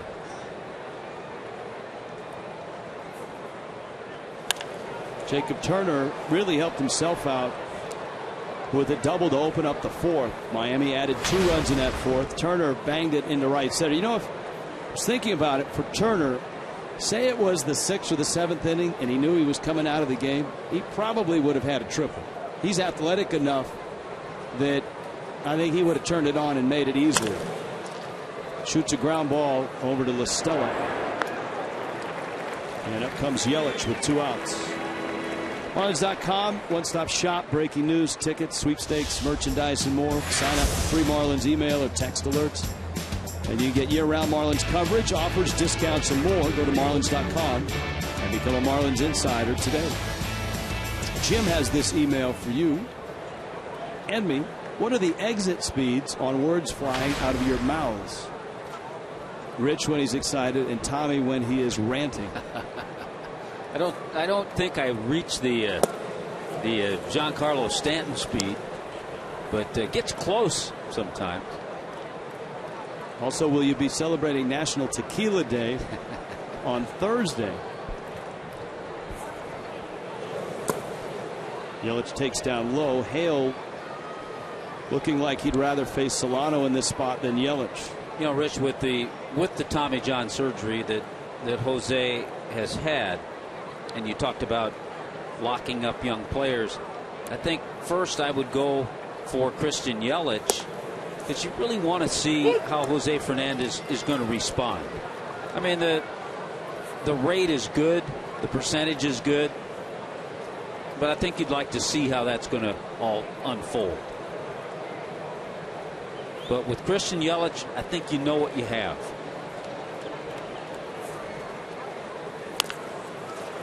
Bouncer and a flip. Hale gets there. Marlins are done. Halfway through, 6-2 Miami.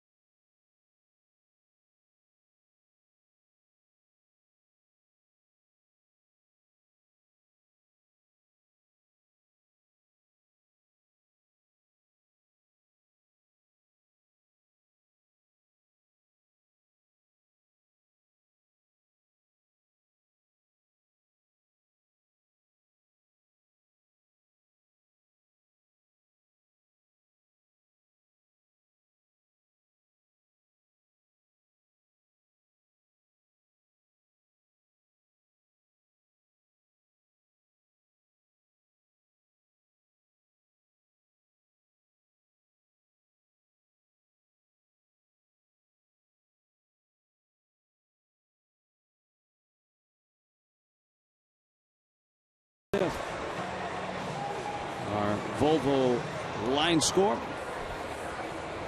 11 hits for the Marlins, 4 for the Braves. Tomorrow's tilt brought to you by Checkers. Nathan Eovaldi, Irvin Santana.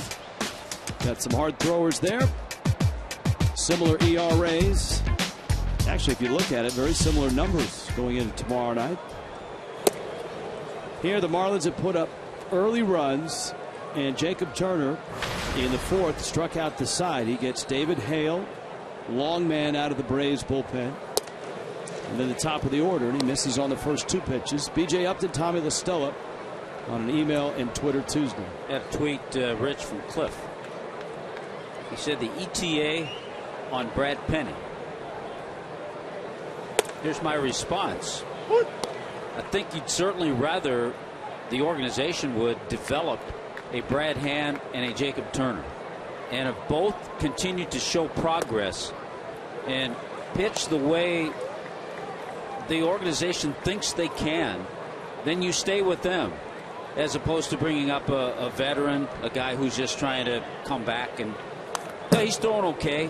He probably would be ready after another start in the minor leagues, but I think it all depends on how Brad Hand and Jacob Turner pitch. If Brad Hand pitches the way he pitched his last time, he doesn't have to do it every night. Say he does it 3 out of 4 starts, then you really got something. That advanced scout that we had in the booth before the ball game, we asked him about Brad Hand. He said, you know what? It's in there. It's in there. He is an intriguing pitcher for a lot of scouts that we talk to, because number one, he's a lefty. Number two, he throws in the low 90s, 92, 93, and he's got a good breaking ball and changeup. So yeah, it's in there. Atlanta sky, night falling in the south.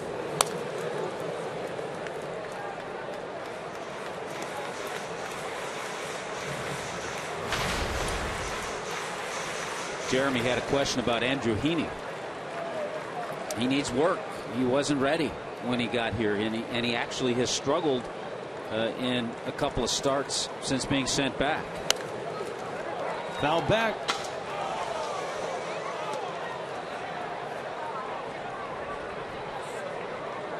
Oh, 2.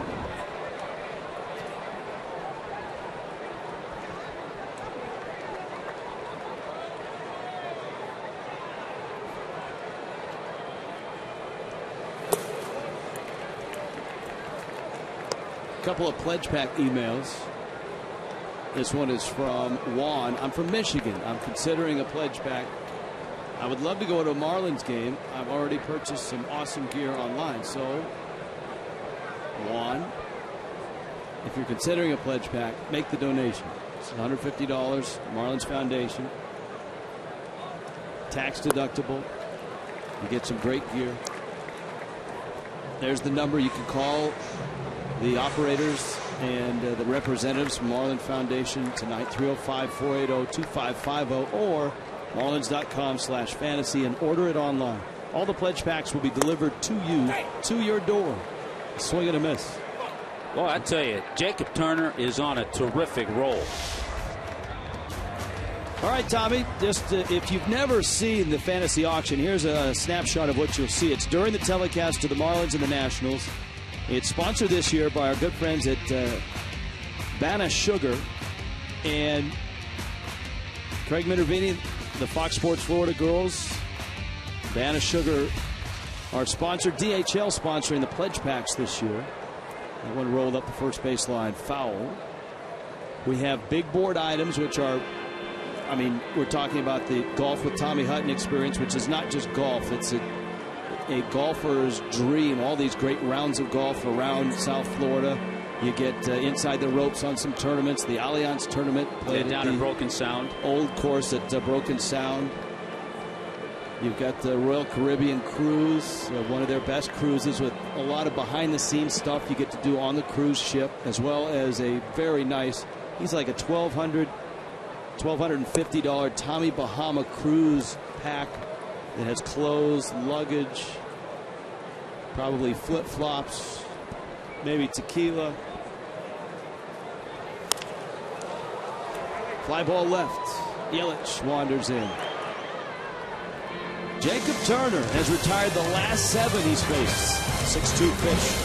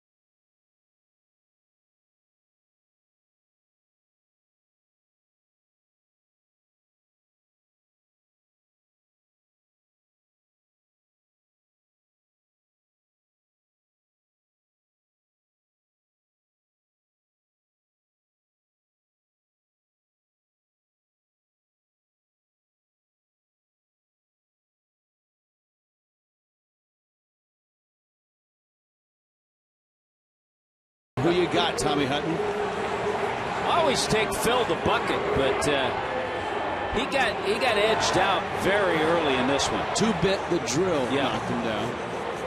And then you got Hammer and Hank. I think he kind of got staggered there, too. Yeah, and Hammer and Hank came out and won this one. I've never seen the bucket finish last. And never has he. They're going to have to check for concussion syndromes with the bucket now. They got run into that wall pretty well. There is a protocol for that. Sixth inning rolls around. Donovan Solano has been terrific tonight. 3 hits. All 3 of them hit hard, including a ground rule double the last time up. Solano feigned bunt, and Chris Johnson came in maybe a step, and now will wander in a little bit more at third. Solano has added 20 points to his batting average tonight.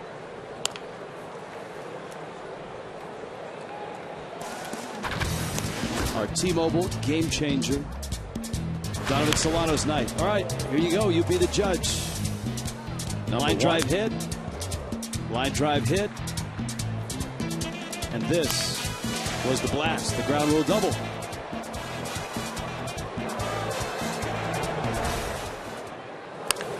And Solano knocks it into center field. He's got a 4-hit night. First ever 4-hit game for Donovan Solano.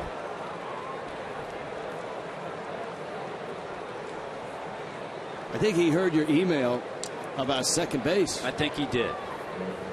That on an 0-2 pitch from David Hale. To go back to the pitching side, Jacob Turner, ever since that Justin Upton home run, has retired 7 straight and struck out 4 of the 7. But what a nice swing. He's had good swings all night. So the 0-2 pitch didn't bother him at all.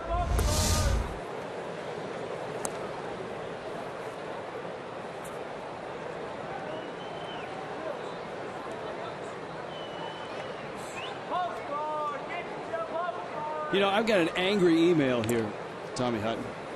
Okay, because then I have a nice tweet that we can talk about. No, because when I read this email, you're going to rant for about a minute. Why do you do that to me? Well, I mean, we read the angry ones, we read the nice ones, the flowery ones, the complimentary ones, the ones that criticize. You got to read all of them. You've got to. Yeah, we do. Mr. Hutton. We're full service. Mr. Hutton, this is personally addressed to you. That's not good right off. Please stop all the hoopla about Mike Stanton. Notice I said Mike. Is that what the guy said? Yeah, I'm just reading his email. The guy didn't even have the right name. Here's the 1-1. Well, there used to be a Mike Stanton pitch for the Braves. Yeah. Well, anyways. Left-hander. Notice I said Mike. Giancarlo would be for Italy, but this is the good old USA. Mike is nothing else but a magnified Frank Howard, the old Washington Senators left fielder. Big, strong, but totally ineffective when it comes to a team's wins and losses. Please slow it down about Mike. First of all, pal, before Tommy gets into you, his name's Giancarlo, all right? That's his given name. He's actually half Irish, all right? So I don't care if this is the good old USA. His middle name is Mike. His first name, his given name is Giancarlo. All right. Now, I'll let you go on about you and I had a little discussion. First of all, he's no Frank Howard. Frank Howard was one-dimensional guy who could crush a ball, by the way. But you know what? If Giancarlo hits 380-some home runs, it'd be a pretty good career. That's how many Frank Howard hit. But the guy's point about him being totally ineffective. Here's the point. Here's the point with Stanton. What's this guy's name? Hold on. I'll read the end of the email. I don't see his name, actually. He says, he's afraid to put it on there. Here, just forget about his name. Here is what Giancarlo can do to a lineup.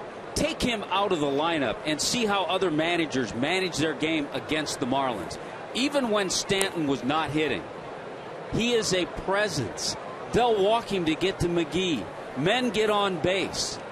He is an impactful player in the lineup every night. And he's played pretty much every game this year, too. That was just facts. That really wasn't a rant. I think I ranted more than you. Julio was the name of the emailer. And by the way, he signed the email by saying, "Thanks for your attention, though I believe this will never be aired." Yeah, well, there you go, Julio. Julio with the American name. I know. Come on. Why go there? You know, I mean, he's as red, white, and blue as the sleeve he wears on holidays. All right? And you know what? His name wouldn't be in everybody's MVP list mid-season report if he wasn't having a great year. That's a terrific play by LaStella and a nice turn by Simmons. McGee hit it on the nose.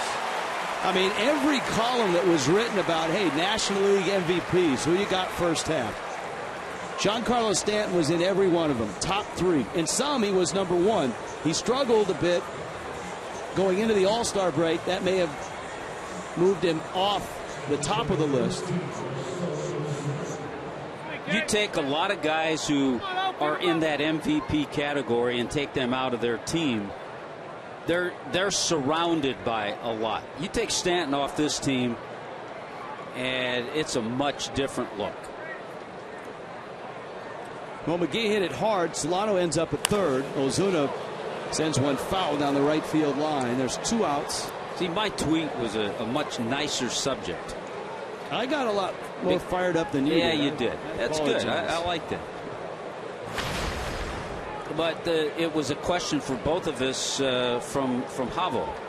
What do we think this year about the Hall of Fame class going in this year? This might take a little longer to address, but I think it's going to be a great weekend in Cooperstown.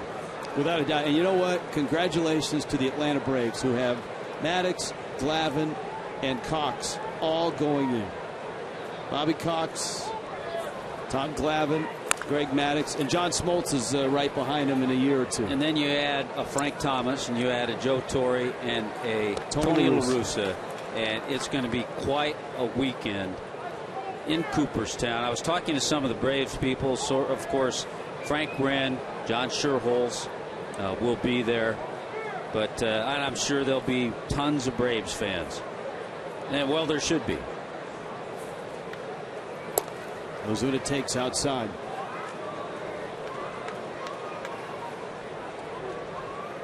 Tom wants to know, how can I bid on the auction if I'm at the game? It's easy. You just walk around to center field. The big board will be out in center field. Tap Craig on his shoulder. And you can bid on the items right out there in center field. So you can do it on the phone. You can do it at the ballpark. That would be strike 3. Hale pitches out of trouble. And around another Solano hit.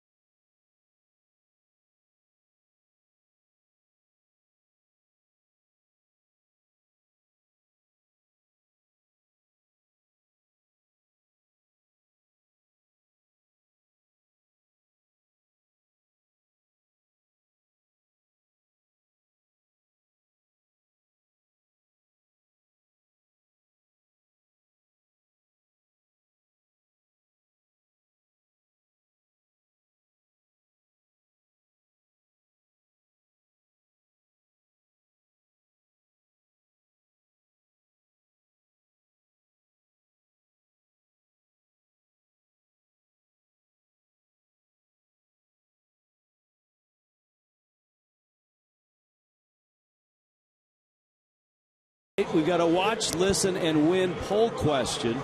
who was the Marlins MVP for the first half of the season. Now you can tweet it. Just use the hashtag for Giancarlo Stanton, hashtag MIA1, Casey McGee, MIA2, Steve Cishek, MIA3, or Henderson Alvarez, MIA4.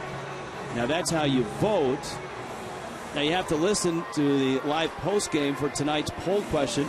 Listen to 940 Wins tomorrow morning and be the first caller when prompted with the correct answer. And you can win Marlin tickets, Fox Sports Florida gear, and a trip to a Marlins game on the Fan Express for you and 50 of your closest friends. FoxSportsFlorida.com for more details. Watch the postgame show. Find out who wins the poll. Tomorrow morning, 940 Wins. If you're the first caller when prompted and you got the correct answer, you're in there. And hey, that'd be Goldie and Defoe. That is. Tomorrow morning. Carl Pavano will be on the show tomorrow as well. Marlin tickets, Fox Sports Florida gear, and a trip to a Marlins game on a Fan Express for you and 50 of your closest friends. You know what? If you don't have 50 friends, you'll make more friends. You know, if you only have like 35, you'll make 15. A couple of our good friends, Goldie and Defoe. Chris Hatcher in the ball game. 1-1. The count on Freddie Freeman. It's a big inning right now for the Marlins. I know it's a 6-2 ball game, but if you're Hatcher, you're the bridge. You got to get from the 6th into the 7th, and so then the Marlins can get into that sequence of relievers. Hatcher misses away, and it's 3-1. And I think a job extremely well done tonight by Jacob Turner. Little wobble early in the game, but boy, oh boy, after the home run in the 3rd inning by Justin Upton, he retired the last 7 men he faced, 4 on strikeouts. Freeman cranks one left center, high and deep. Yelich, Ozuna makes the catch. Let's go down to Preston Wilson. Press. Guys, I'm enjoying a good ball game, not just because the Marlins are winning and Jacob Turner put in a really good start tonight, but I got a special visitor here. My mom is here in the ballpark from South Carolina to come visit me. How you doing, Mom? Doing great, baby. Well, you got to watch me play when I was out there on the field, and now I've changed my uniform for a suit. How you like this for a change of pace? I love it. I love watching you work. See, guys, even my mom appreciates it. Hey, Yes. Now, Press, did you guys come to games here in Atlanta from South Carolina? Oh, yes, we did. We came to a lot of games here. My dad played against the Braves. I remember seeing Bob Horner, all those old great Braves. Who else were some of the Braves? Do you remember some of the games, some of the players, Mom, from the Braves? Andre. Of course, the all-time favorite, number 10. I mean, you know, yes, we enjoyed a lot of games here.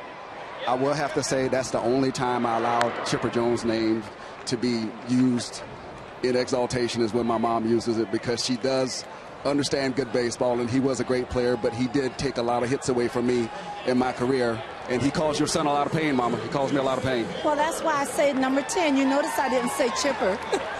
He who shall not be named. Now, wait a minute. Most of the kids like you and the families in South Carolina grew up as Braves fan because of the Superstation, right? Absolutely. That was our closest major network, our closest big team. But I was fortunate enough to have a dad who played for the Mets, so my allegiances went a little bit further north to the New York State area. All right. Well, what number did you wear, and why did you wear it? Okay, I wore number 44 because of an incredible man, not just a baseball player, but Hank Aaron, and took that with me through my whole career, just the way he played with dignity and grace. I had a little more flash than he had. You know, I had a little more show in me, but I definitely understood the hard work that he put in, and I took that and tried to put it in my game. And as many runs as he drove in, I know I didn't come that close, but I really took pride in driving in runs really because of Hank Aaron. You know, people forget Hank Aaron was a terrific base stealer as well, and always said that, you know, if he knew that people put value in the stolen base, he probably would have swiped more. You know, the game was different back then. Willie Mays said the same thing. Willie Mays probably could have stolen 600-700 bases as well as hit 600 home runs, but they didn't steal bases just for the sake of stealing bases back then. But I'll tell you an interesting story. Hank Aaron, when he went for a tryout, when he went to go hit this to try out for the scouts, he hit with his hand switched, and they said you can't hit like that. So what did he do? He switched hands and still kept hitting lasers. All right, you know what? That's one of the best interviews we've had this year. Preston's bomb. How about that? Nicely done, Press. Thanks, guys. Good job. Enjoy the game.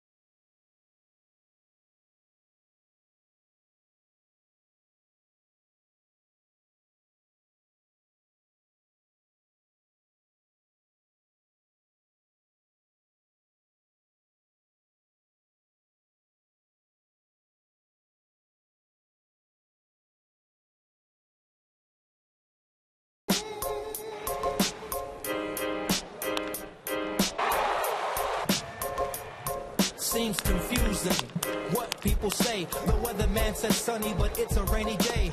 The clouds are high, but they feel like they low. I'm looking and I'm seeing that lightning bolt grow. Will it strike me?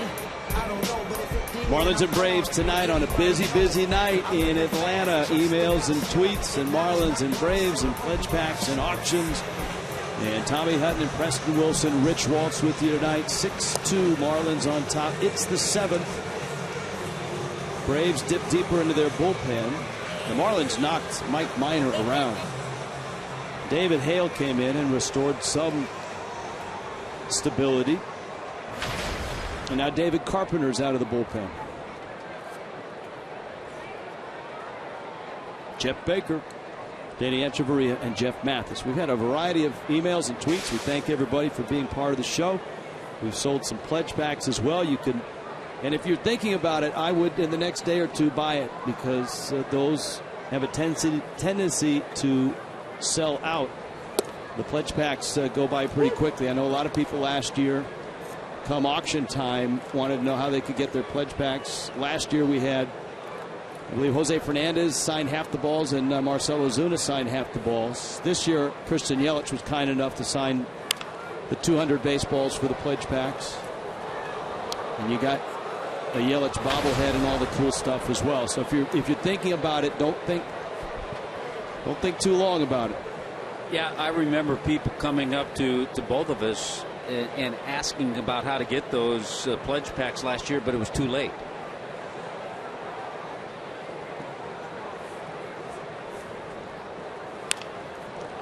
Been getting a lot of tweets and emails to help me with ammunition for Julio. Oh, that's right. Julio, who was all over us. Doesn't think Giancarlo, or as he calls him, Mike, is important to the Marlins lineup. Giancarlo Stanton is 5th in the major leagues among position players in WAR, wins above replacement. And if you're into that stat. And that obviously measures how many more wins does a player add to his team. And if you just go over the years since Stanton has been a part of the Marlins, and you look at their record when he's in the lineup and when he's not in the lineup, it is drastic. then there's the intangible of how managers manage their game when he's in the lineup or not in the lineup. You got any other advanced metrics? I know you're an advanced metric guy. 0-2. Well, he's also near the top in the major leagues in win probability.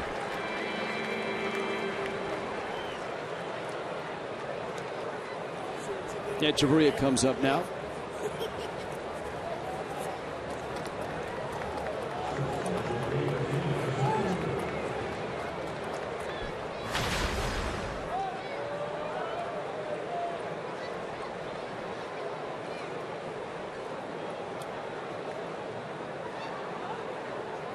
A round of golf, this is Gerald's email, a round of golf with Rich and Tommy would be a big seller for myself and many of my coworkers.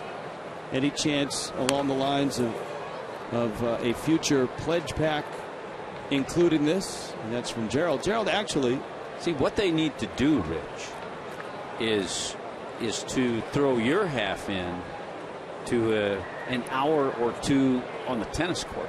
Yeah, I'm a tennis guy. I know you'd be up for that. You're a golf guy, but yeah. Maybe what Gerald doesn't know is that one of the great auction items is golf with Tommy Hutton. And we usually throw in Jeff Conine, too. Jeff Conine has a foursome in that group as well. And he can tell you all about climbing Kilimanjaro, which he just did this past weekend.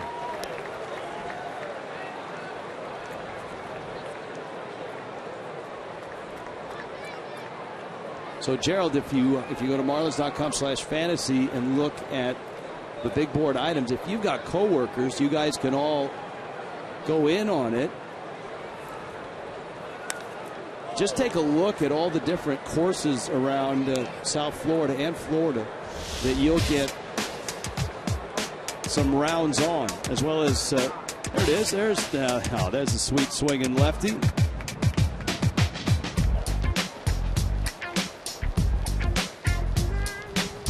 Yeah, I think forget about a round of golf with me or with Conine. Just some of the other courses that you're able to play and to be able to get inside the ropes at the Allianz tournament. Echeverria. And the second out of the inning.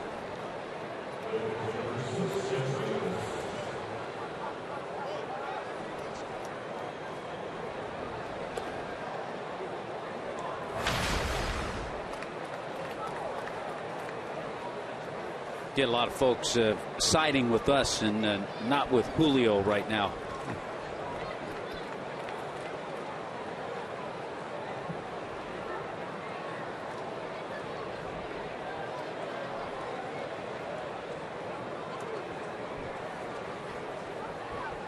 Here's Mathis. He swings and misses. All right, in that golf experience, 2 foursomes at Broken Sound with Tommy Hutton and with Jeff Conine, 2 clubhouse weekly tickets, and 1 off-site parking for the 2015 World Golf Championship, Cadillac Championship at Trump National, Doral. That's the Blue Monster. Ground passes, skybox on the 18th for the Allianz tournament, and that's food and drinks, and it sounds like a party. Inside the ropes with Bernard Langer, PGA champion. Caddy for a day for Joey Sindelar at the Allianz tournament. A framed poster autographed by all the PGA champion players that play in that tournament. 1 foursome at Ballin Isles, 1 foursome at Jonathan's Landing, and we got a very special gift from Tommy Bahama, and it was a Brooklyn Dodgers Tommy Bahama limited edition camp shirt. Very cool. So there you go. David Carpenter, a quick inning. Mathis goes down, still 6-2, 7th inning stretch in Atlanta.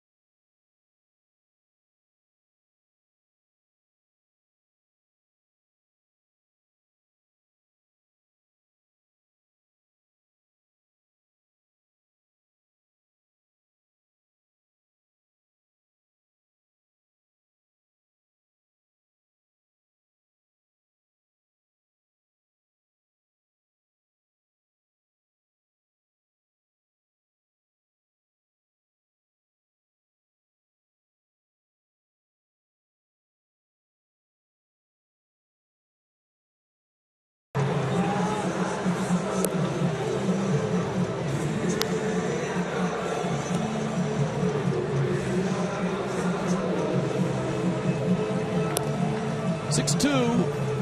Marlins on top of the Braves. Bottom 7 in Atlanta. AT&T Universe rewind time. Oh, yeah. We're talking about the Hall of Fame coming up this weekend. There's the class.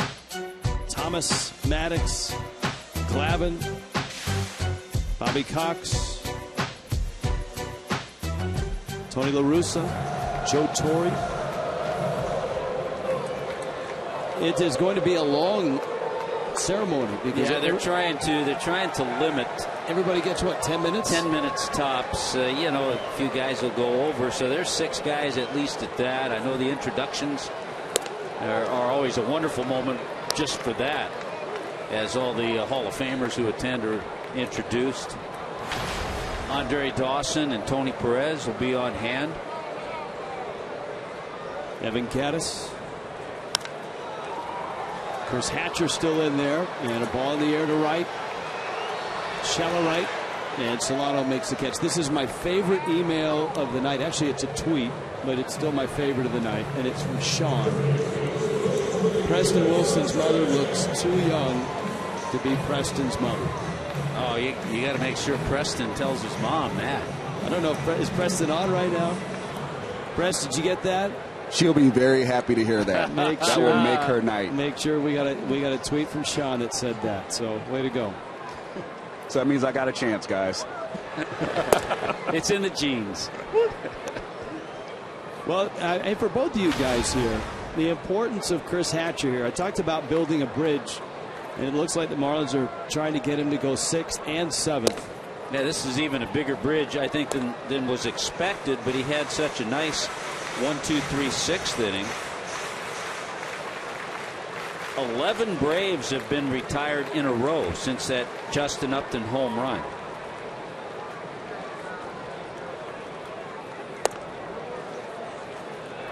Preston, what did you see from Turner, especially once he got the lead, and what have you seen from Hatcher?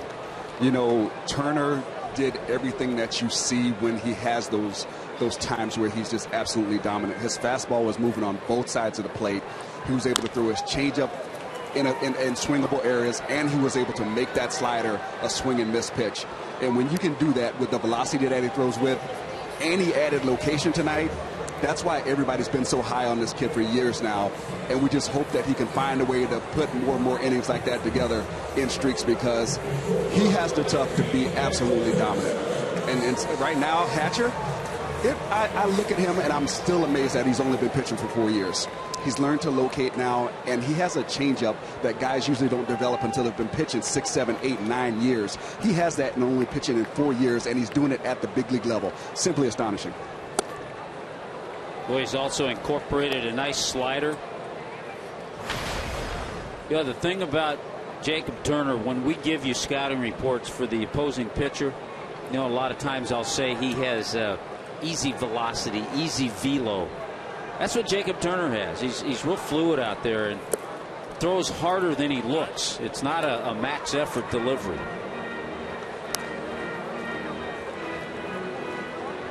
Ryan Dolan is on deck. Andrelton Simmons at the plate with 2 outs, and Hatcher getting Gattis, getting Chris Johnson.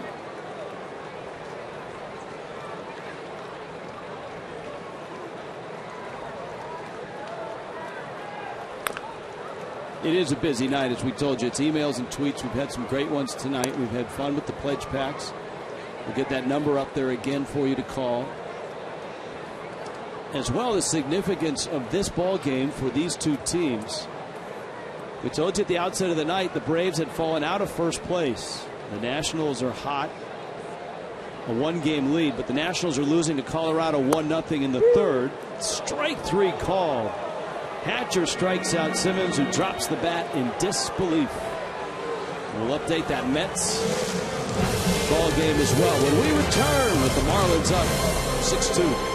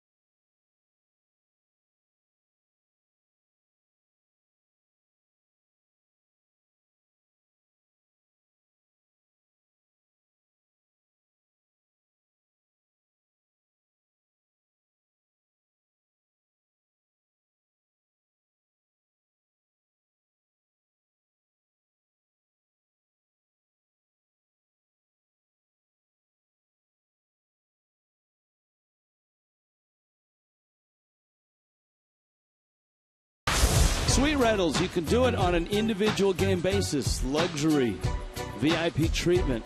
Tommy and I never get that in our booth. They just treat us, you know, like the regulars. But when you go to the Legends and the Fiesta Suites, you get the suite experience. And on a single game basis, you get the all-inclusive food and beverage menus that we've never been privy to. You get the premium seats that we've never had. You get the big screen TVs that we don't have, the personal service, and perfect view of the game. Now, we do have a good view of the game. 1-877-MARLINS. Go to marlins.com. I think next contract, we have to look at the fine print.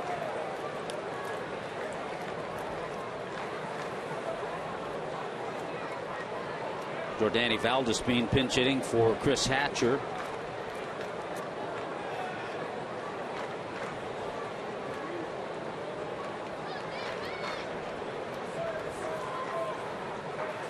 Valdespin chops one to first.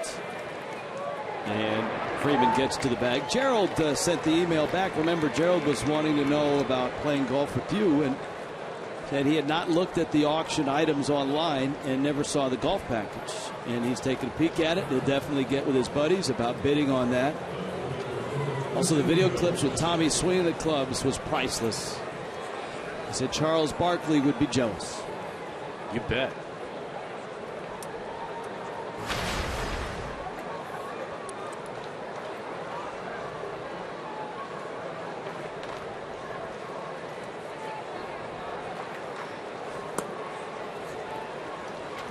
Jose, and I can't agree with this email more than Jose. Jose came to the U.S. from Cuba when he was 4, lived in South Florida for 24 more years now. Ever since he can remember, he's been a Marlins fan and watched the Marlins telecast. He said, Tommy Hutton, you are the voice of baseball in South Florida. Sincerely, Jose. Oh, Jose, thank you very much.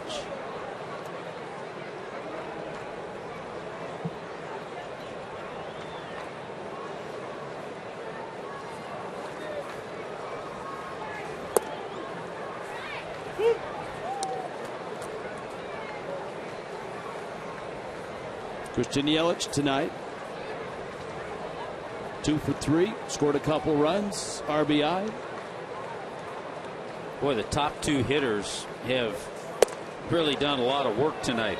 Yelich with his 2 for 3 scored 3 runs. Donovan Solano 4 for 4, and he scored 1. Again tonight we do have operators that can take phone orders for the pledge packs. Yelich fouls it back, and Christian Yelich with his bobblehead that he approved of. Not many players approve of their bobblehead. A lot of them say that doesn't look like me. Yelich liked his, and he saw it the first time we shot the promo, and the other day we were talking about it. He goes, you know what, it's pretty cool to get to the big leagues. He said, that's my first big league bobblehead. Here he is, really, you think about it, in his first full year in the major leagues. He said he had a bobblehead with the Jacksonville Suns, but he said this is the big leagues. No offense, but this is really cool. You can also buy those pledge packs online. Yelich rifles it down the left field line, foul.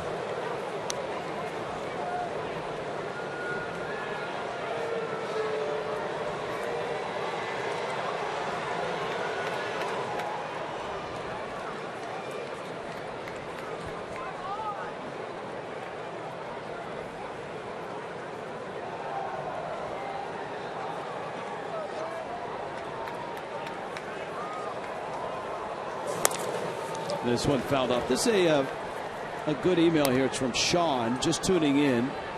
In general, are you fans of waiting up right until the break for a team to prove that they can still compete, or make a move sooner to inspire the team to play harder and show that the front office has that confidence in them to make a run? One of the inherent problems for every team right now is there are so many teams that feel they are in it that the pool of available players to trade for is so much smaller than it was 3, 4, 5 years ago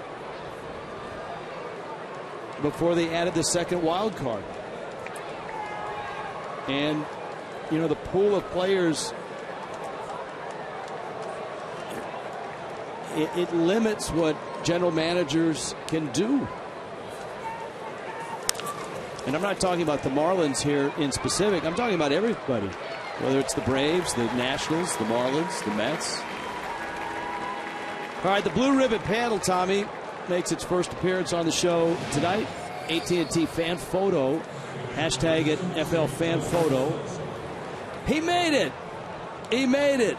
Our guy made it. This is a shot of a Marlins fan in front of the Coliseum in Rome. We've talked about that for a couple of weeks, I think. And we've lobbied hard. I mean, we went hard after the Blue Ribbon panel. Yeah, that's great. We verbally chastised them on our telecast. Berated them. And wondered how this guy who went all the way to Rome with a Marlins cap isn't the fan photo of the night, and he is tonight. It's a good night, Tommy Hutton. It's a good night. This has been a great night. Well, I mean, it hasn't been as good a night for us as it has been for this guy. I mean, this guy, 4 for 4, the last Marlin with a 5-hit game. Giancarlo Stanton back in 2010.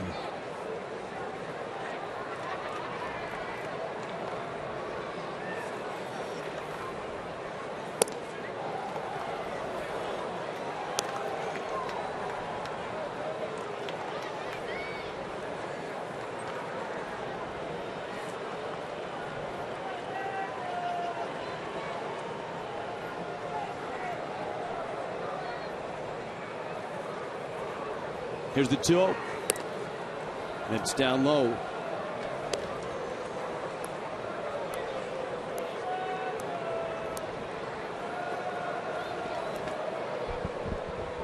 A tweet from Movie Mark. I wish that there was some minor league jerseys as part of the auction. You could never buy a Hammerheads jersey at the ballpark. And so, Movie Mark, that's a pretty good idea. Be good to have. You get New Orleans, you get Jacksonville, you get Jupiter, Greensboro, Batavia. That is a terrific idea. A minor league package of minor league gear, caps, unique caps. We'll work on that. Thank you, Movie Mark. Lexus of Pembroke Pines brings you the upcoming schedule. 2 more with the Braves. 6:30 start on Thursday as well, and tomorrow night. On to Houston, 7:30, 6:30, 1:30. Those are all start times for Marlins Live, with the game a half hour later. 23,000 here tonight in Atlanta, and they've seen the Marlins jump on the Braves early and hang on to this 6-2 lead. Solano keeps his perfect 4 for 4 night as he arrives at first base. Rich, we were talking about, we had a tweet earlier about Andrew Heaney, finding out that tonight so far through 6 innings he's given up no hits, no walks, with 7 strikeouts in a ball game in Iowa. With the shift, that's a long run for LaStella, and he makes the catch. 6-2 Fish.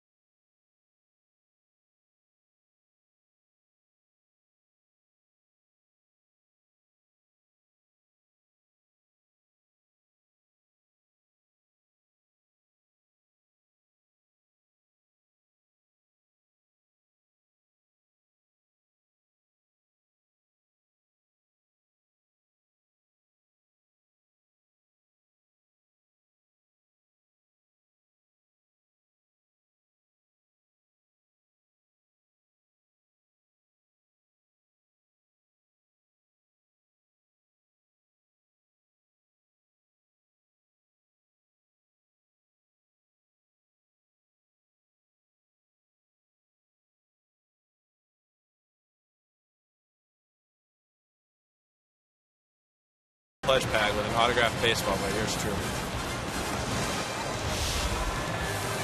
You can do it online, or you can do it by the phone. Just tonight by the phone. Operators still standing by. 305-480-2550. We've pushed way past the halfway point on these pledge packs, and we've only been pushing them for, about 3 nights. And so if you're in the market for all that cool gear, the Marlins tickets, the gift certificate to the Clevelander, the 3 caps, Marlins, 2 of them, Fox 1, the shirt, all of that, make the jump, make the pledge. Well, a total of what, 200 pledge packs, and we're over 100. No, we're over 150 right now. Wow, yeah. So get on it quickly.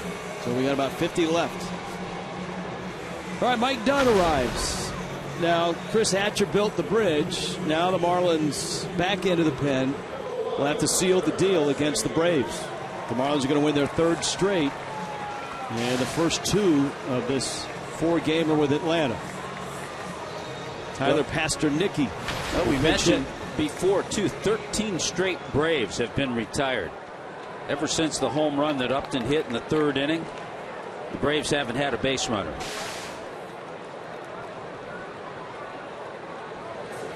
Pasternicki takes up. You got B.J. Upton, Tommy La Stella coming up as well.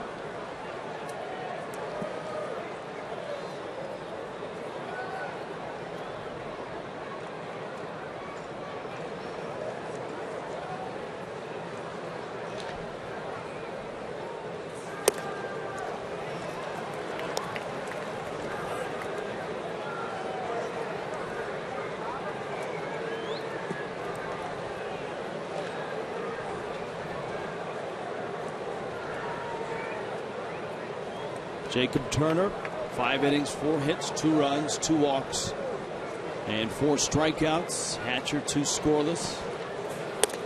It was a rough start for Mike Minor, 3 innings, 10 hits, 6 runs. David Hale, 3 innings, 2 hits, no runs. He walked 2, struck out 2. Carpenter, a couple of scoreless innings as well.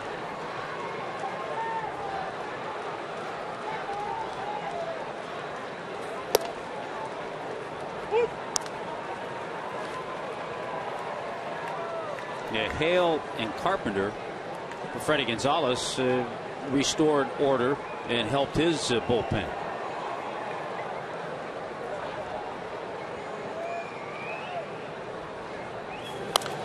Pasternicki fouls it back.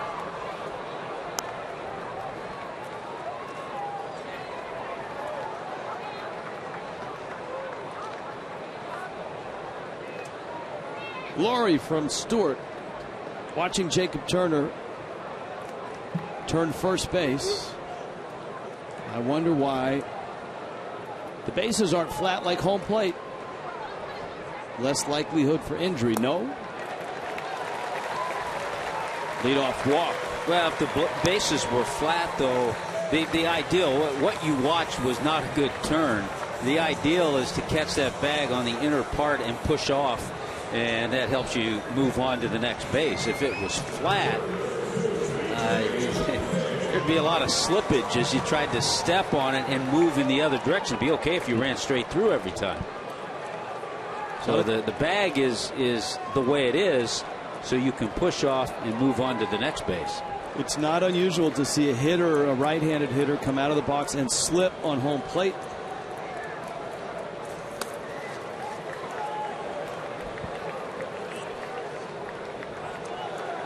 And of course, you can push off the base because they're obviously anchored into the ground.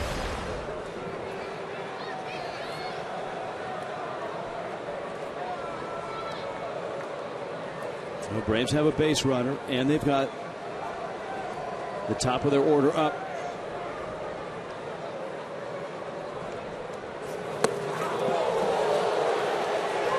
Did it hit him? It did. Well, when you have a 4-run lead. Or did he swing at it? I think the Marlins want to appeal to see if he swung. Either way, if it's a ball, it's ball 2. But he's jumping around B.J. Upton as if he were hit. When you have a 4-run lead, the object is to just say, here it is. I throw 95 miles an hour, hit it. Throw strikes. That's all you got to do. Looked like it clipped him in the foot. So it definitely hit him. Because with base runners, all of a sudden you keep the Braves mentally in this game. You put them away 1, 2, 3, you got one more inning. But all of a sudden with base runners, they have a chance. They got the good part of the lineup coming up too. So a walk to Pastornicky. And then you hit Upton, who's hitting all of 215.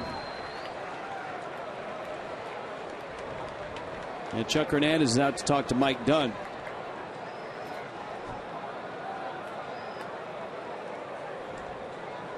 Pastornicky was hitting 211.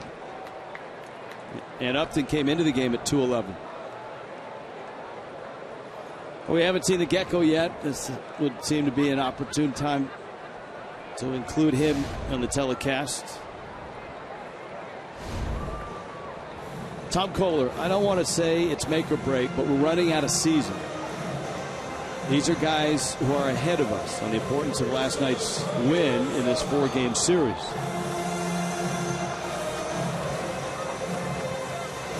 Well, I think the goal right now just to win a series when you have the opportunity to play teams that are in your division that are ahead of you. And it's where the Marlins have not played well. The Marlins against the East are 19-25.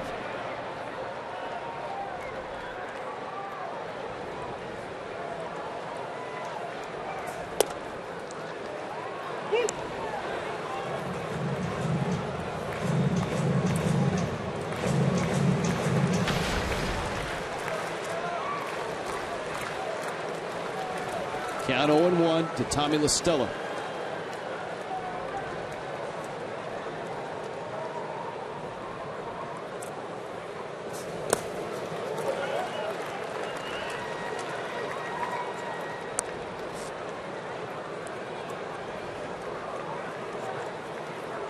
A ball and a strike. La Stella, an 0-for-3 night. Brian Morris is ready. Marlins were hoping that Dunn could come in and continue what Hatcher started with 2 scoreless innings of relief.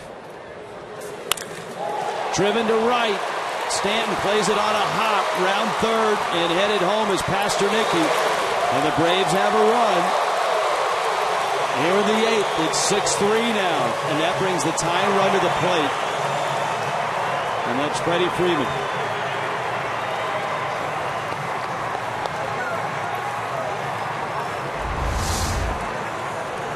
Well, invariably in games like this, when you walk guys or hit guys, they come in and score. And when you have trouble, which it looks like Mike Dunn is having getting his slider over, he's really just throwing the one pitch, the fastball, and La Stella was right on that one.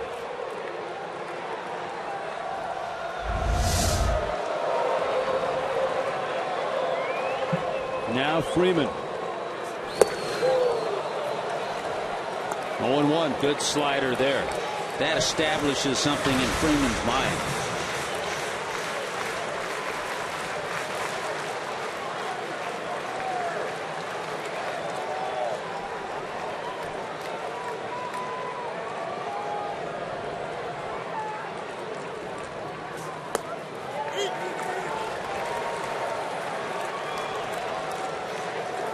Ball and a strike. Mathis knocking it down. Marlins with a win last night moved ahead of the Mets in the East. The Mets are in Seattle tonight. And they have Jacob deGrom on the mound. The other thing, Rich, this situation is doing, depending on what the Braves do, closing the gap, Mike Redmond may have to go to Steve Cishek, and it would be his 3rd consecutive game, which probably would put him out of action tomorrow night.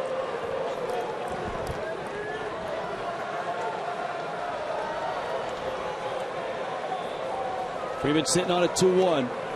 13 homers this year. And he had a home run swing there. It's 2-2. The Nationals, a game in front of the Braves, trailed 3-0 in Colorado in the fourth. A lot of time at Coors Field. A lot of time.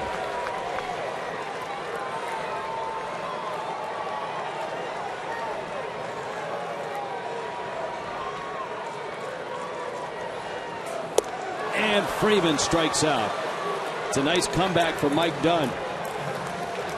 It all started with that first pitch, planting the seed that he was able to throw a good slider, and he puts him away with a fastball. And for Freddie Freeman, he's now 2 for 44 this year against the Marlins. Amazing. Mike Redmond's on his way out to the mound after that 95-mile-an-hour fastball. Morris is ready. Upton, who was homered already in the ball game, is coming up.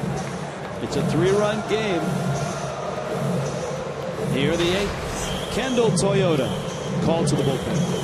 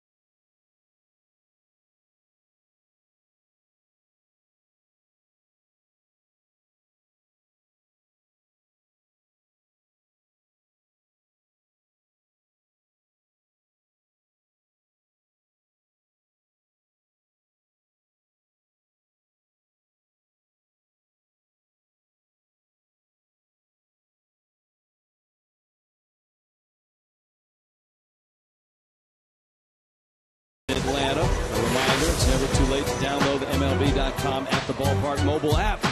Great features throughout the year. You can check in through the app, earn free tickets. Download the free MLB.com at the ballpark app today.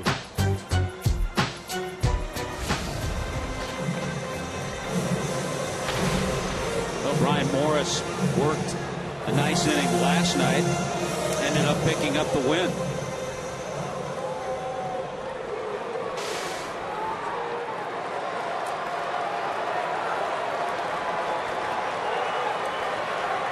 Justin Upton, his 18th homer of the season.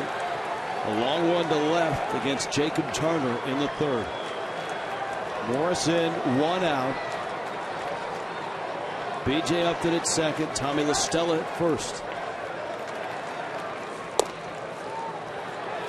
And a strike.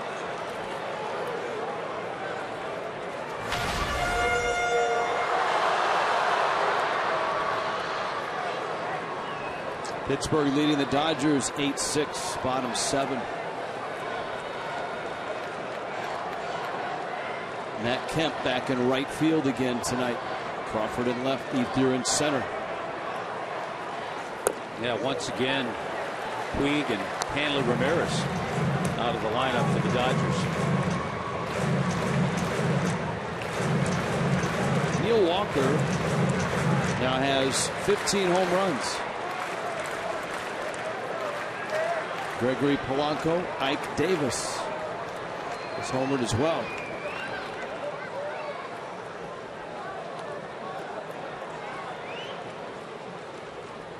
All 3 of those homers against Josh Beckett. Fouled at the plate. Toyota trend, speaking of home runs. At home, Giancarlo and Todd Frazier on top of that list. And you know who's homered tonight for the Cubs, and he's gone ahead of Giancarlo now, is Anthony Rizzo. It is 24th tonight.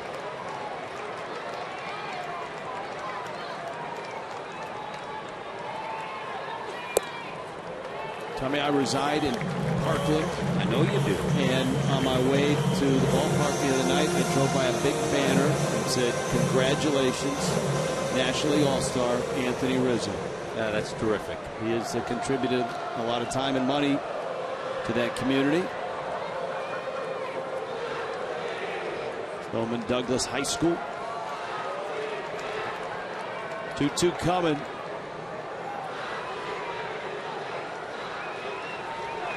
And time called. Justin Upton steps out.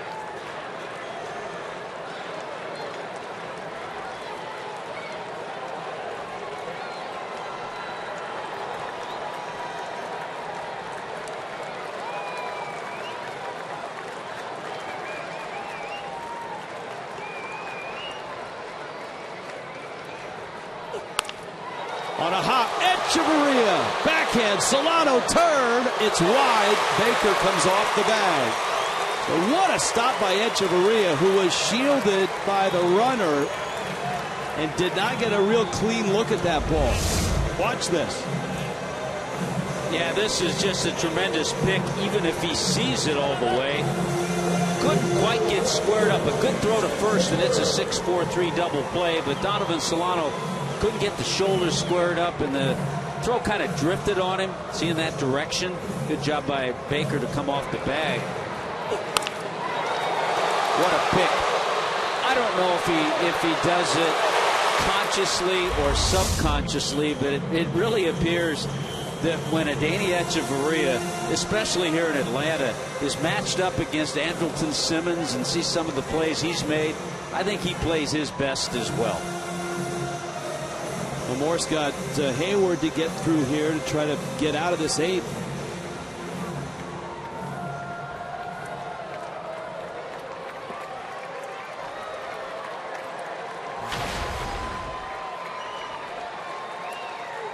Hayward drove in a run in the first. Marlins and Braves both got runs in the first inning. Miami got 3 in the third, added 2 in the fourth.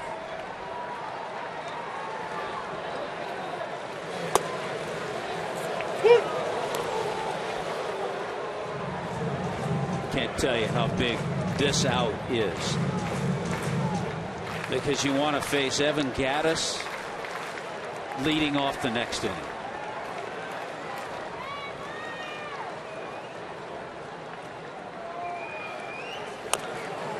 Couple of good sliders to quickly get ahead. As you pointed out, if you could stay away from Steve Cishek, that'd be great. Although it's a 3-run lead, anybody scores here or gets on, you'll probably see Cishek heat up.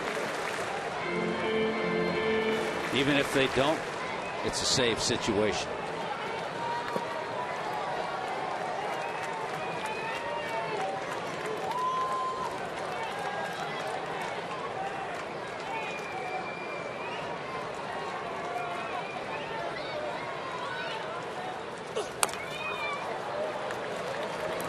A little extra grunt that time for Brian Morris at 97 on that fastball.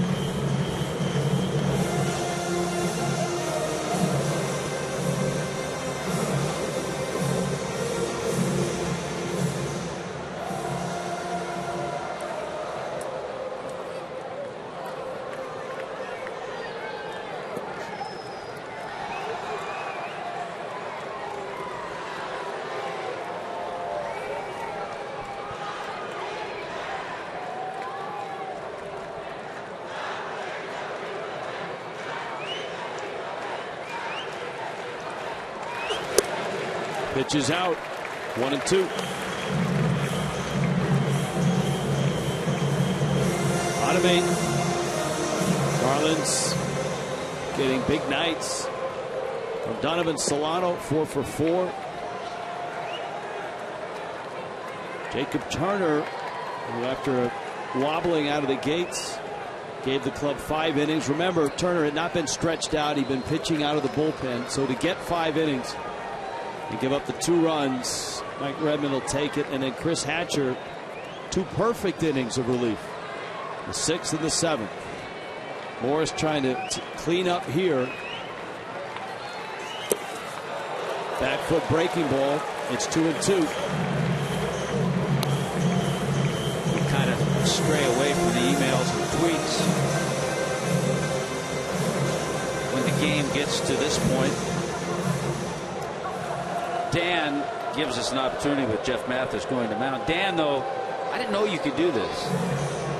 Dan said, thanks for the jinx. Andrew Heaney gave up back-to-back hits. So we're jinxing from afar.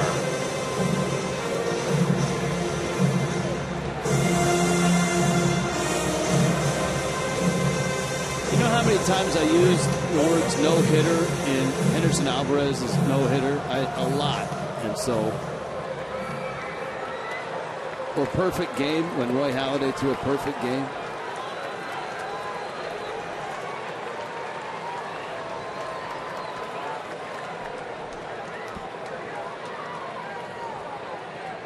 Two. Well, now Morris has worked himself into a full count.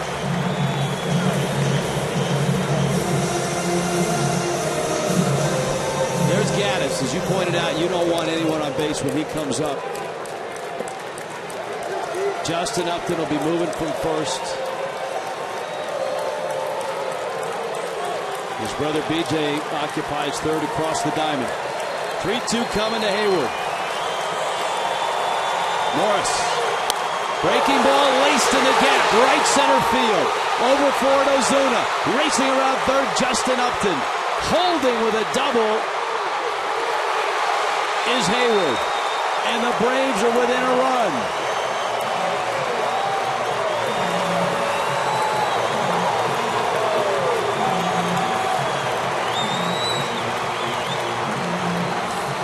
Two-run single, Jason Hayward.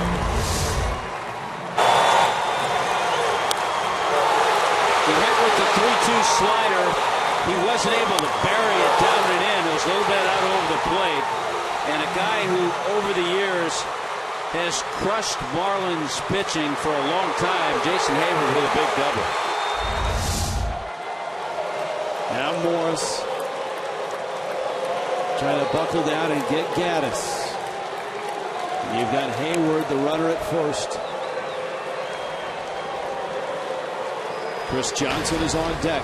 Gaddis, 16 home runs this year.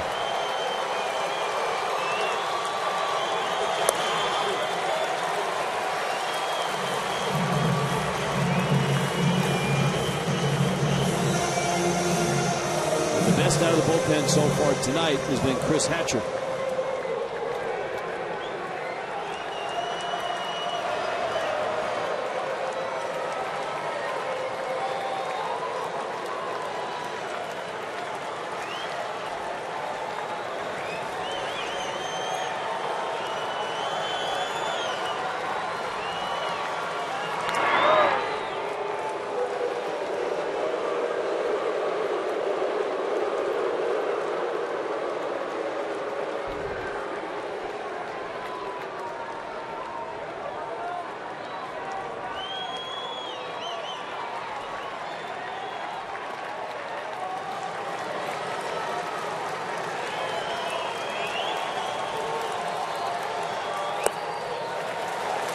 Two and 0.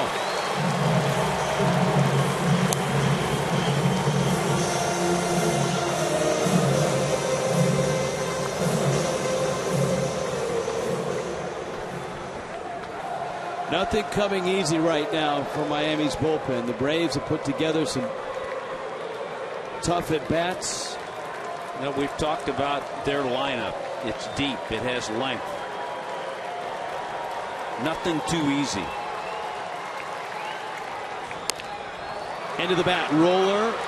Etch gets the out at second. Inning over, but the Braves get closer with 3 runs in the 8th to the 9th. 6-5 Miami.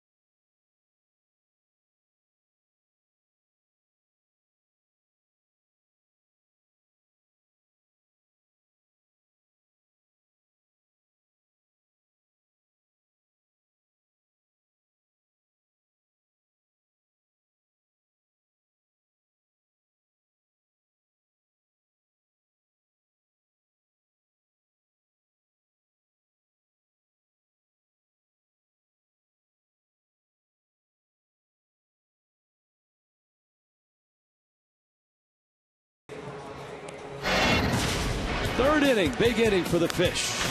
That started with a guy who's had a terrific night. 4 hits for Donovan Solano. How about Giancarlo? Rips a double into the left field corner. That drove in a run. There was a walk in that inning. Casey McGee hit a ground ball, picks up another RBI for Casey, 57 on the year. Then a big hit by Jeff Baker starting at first base against the lefty. He gets the base hit to drive home Stanton. The Marlins put up 3 runs on 4 hits in that third inning. There are a couple of other opportunities where you looked at the Marlins maybe adding on a little bit more, and all of a sudden those become very important here in a 1-run game. Anthony Bavaro in for the Braves. Marlins saw Bavaro last night. It was Bavaro that came in and cleaned up the mess left by Shea Simmons. He got 2 runs off Simmons in the 10th. Bavaro got the last 2 outs in the 10th. Casey McGee, Marcell Ozuna, Jeff Baker. 9th inning, 1-run game. And McGee takes strike 1.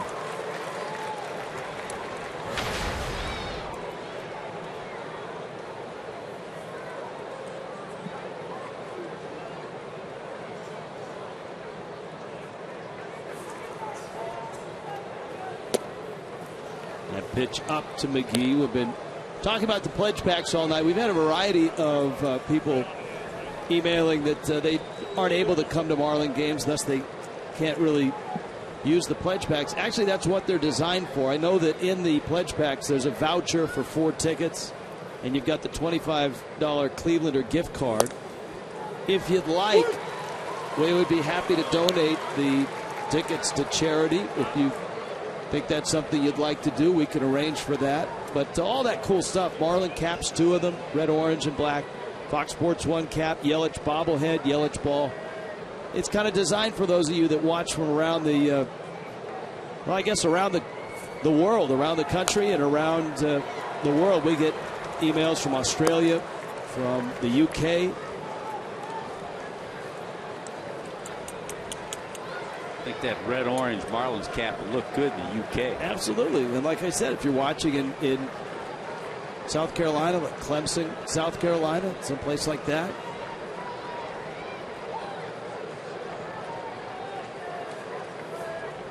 One, 2. McGee takes in. Maybe our friend George in Bellevue from last night. Returned to 87. Jeff Baker with a big RBI hit.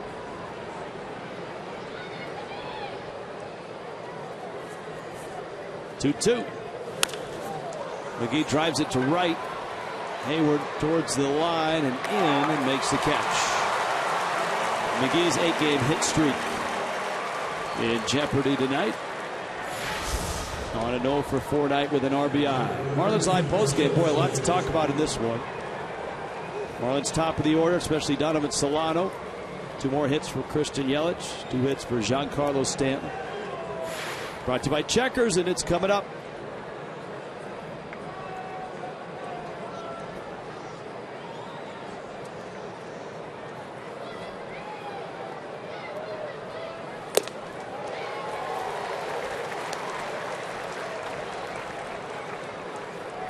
Steve Cishek getting ready.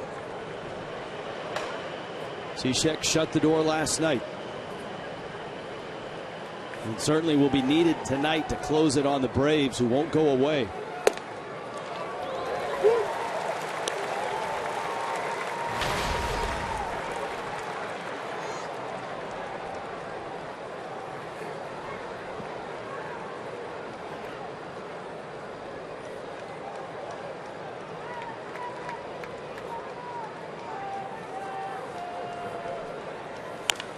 Ozuna, a 1-hopper, finds La Stella.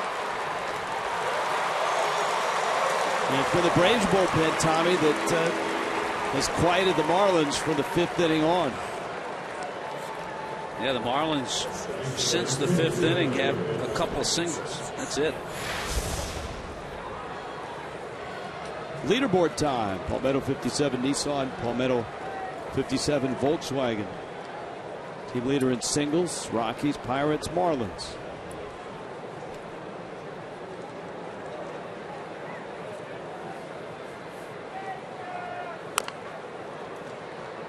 Baker pulls a breaking ball foul.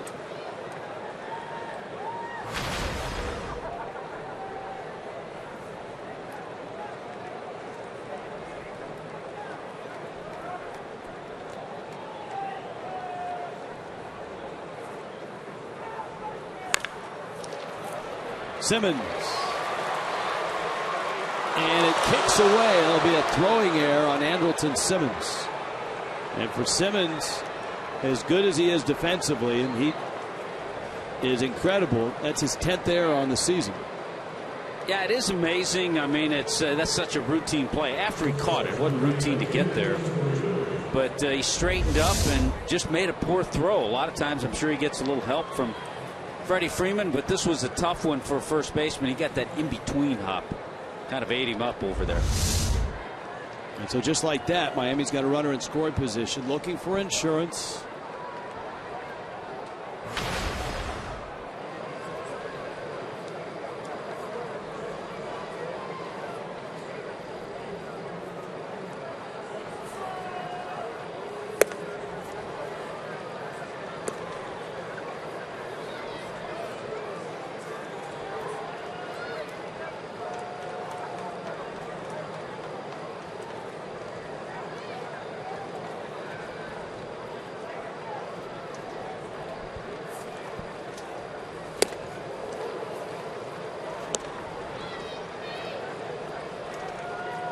Jeff Mathis on deck. Echeverria has a pair of hits tonight.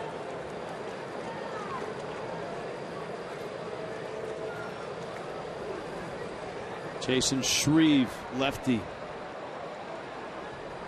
Ready in the pen. Navarro. Woo!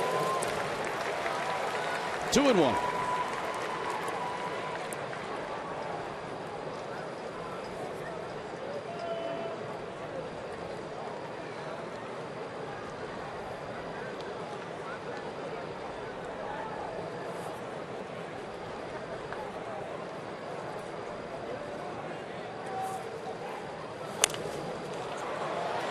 High pop, Freeman to the tarp, and he got it.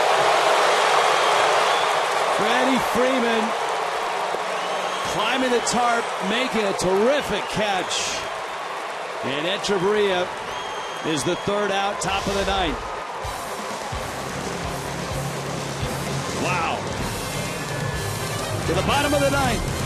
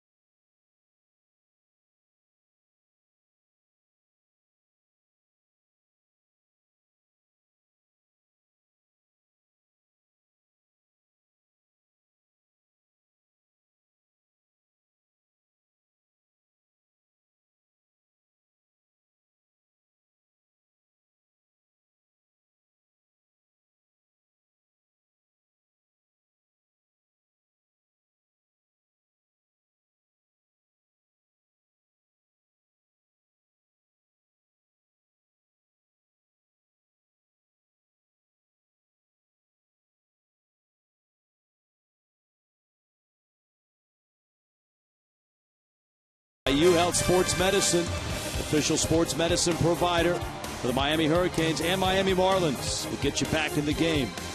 And by Florida Power and Light.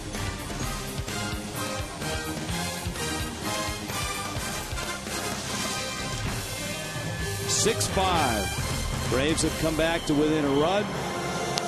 All the relievers that have worked, Hatcher, Dunn, Morris, they're all waiting and watching Steve Cishek as he tries to come in and secure the save. Chris Johnson, Andrelton Simmons, and the pitcher spot due up for Atlanta.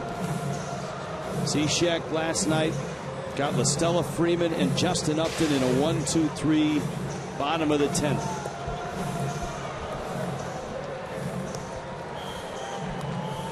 Well, certainly a test for Shrek. And by him pitching tonight, as you mentioned earlier, you almost have to feel if he gets through this unscathed, he will not be available tomorrow. Damn the torpedoes. Here you go. And Cishek just misses with a slider. Pitch totals. And of course, Friday, the first game back after the All-Star break. Johnson has that sweet swing. I mean, I think if you talk about swings from a lefty being a sweet swing, Johnson's bat is, baseball people will tell you, stays in the zone so long. Up the middle, into center, a base hit. And that allows him to do that.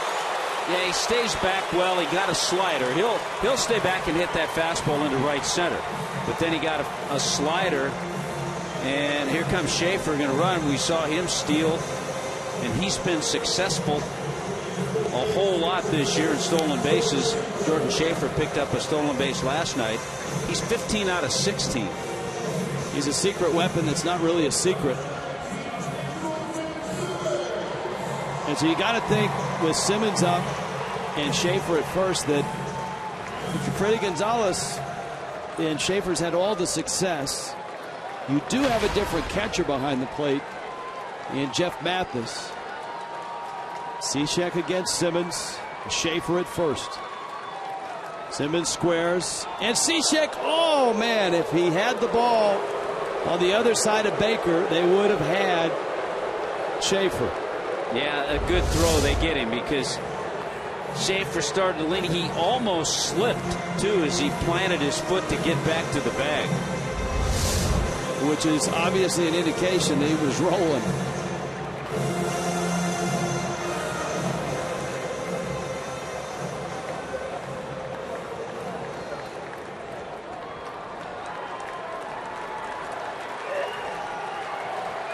Tensions high in Atlanta.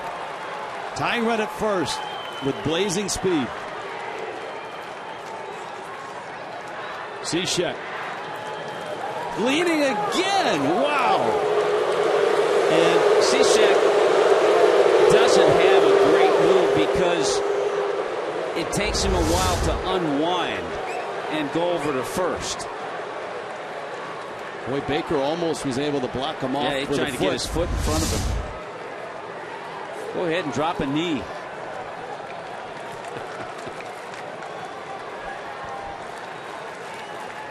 Or do you have to give a lane to first base, too?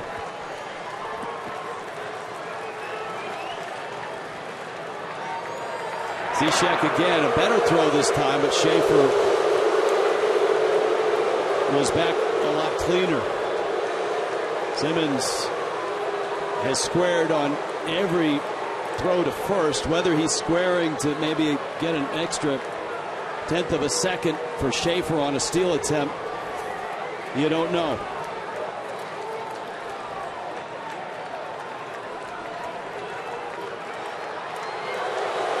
Yeah, I almost think when you have a guy who has the success that Schaefer has stealing, it's a waste to sacrifice him to second base. I would agree. And that's why I think Simmons is just squaring and then trying to do anything to distract Jeff Mathis behind the plate.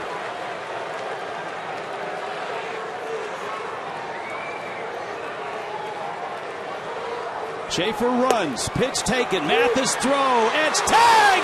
Got him! What a pick by Echeverria. Mathis a quick release, but it was Echeverria that did the dirty work. And Schaefer is caught for just the second time this year. Boy, that was great. You knew Schaefer was going. You knew Simmons wasn't going to bunt. It's a one-hop throw, but Etch has to pick and tag all in one motion. A thing of beauty. And that's the key in getting rid of it as quickly as Mathis did. Wow, that's good. That's a big play. That is an enormous play. That takes the chop out of the crowd, too. Simmons now with a count 0-1. And he swings and misses at a breaking ball. Well, Echeverria's had a terrific night. He's made... That's the best defensive play that he's made tonight. He's made a couple of other really nice ones. Remember that pick on the hot smash to his left that quieted down a Braves rally? Yeah, where he was kind of blinded by the runner, too. A nice night all around for Danny Echeverria.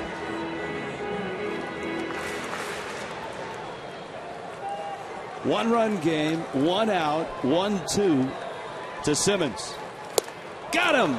Slider. 2 down.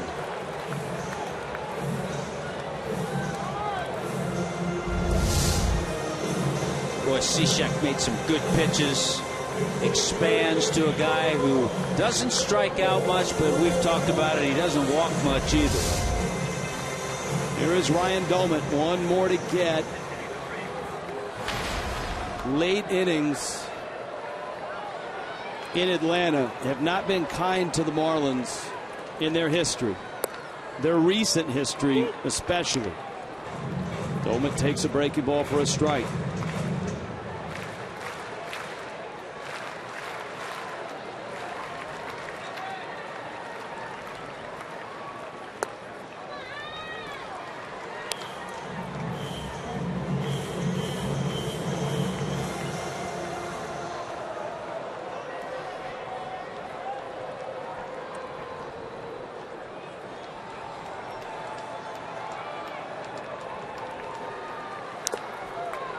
One and two.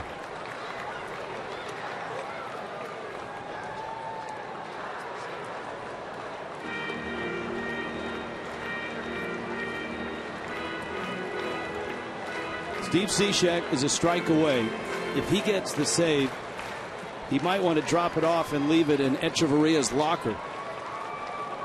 Maybe throw half of it into Jeff Mathis's locker too. Well, you know, Cishek deserves some credit too. I mean, he nearly picked Schaefer off a couple times, may have shaved a foot or two off of his lead. He actually shortened his delivery to the plate too that time and went quick to the plate. 2-2 coming. Fouled at the plate.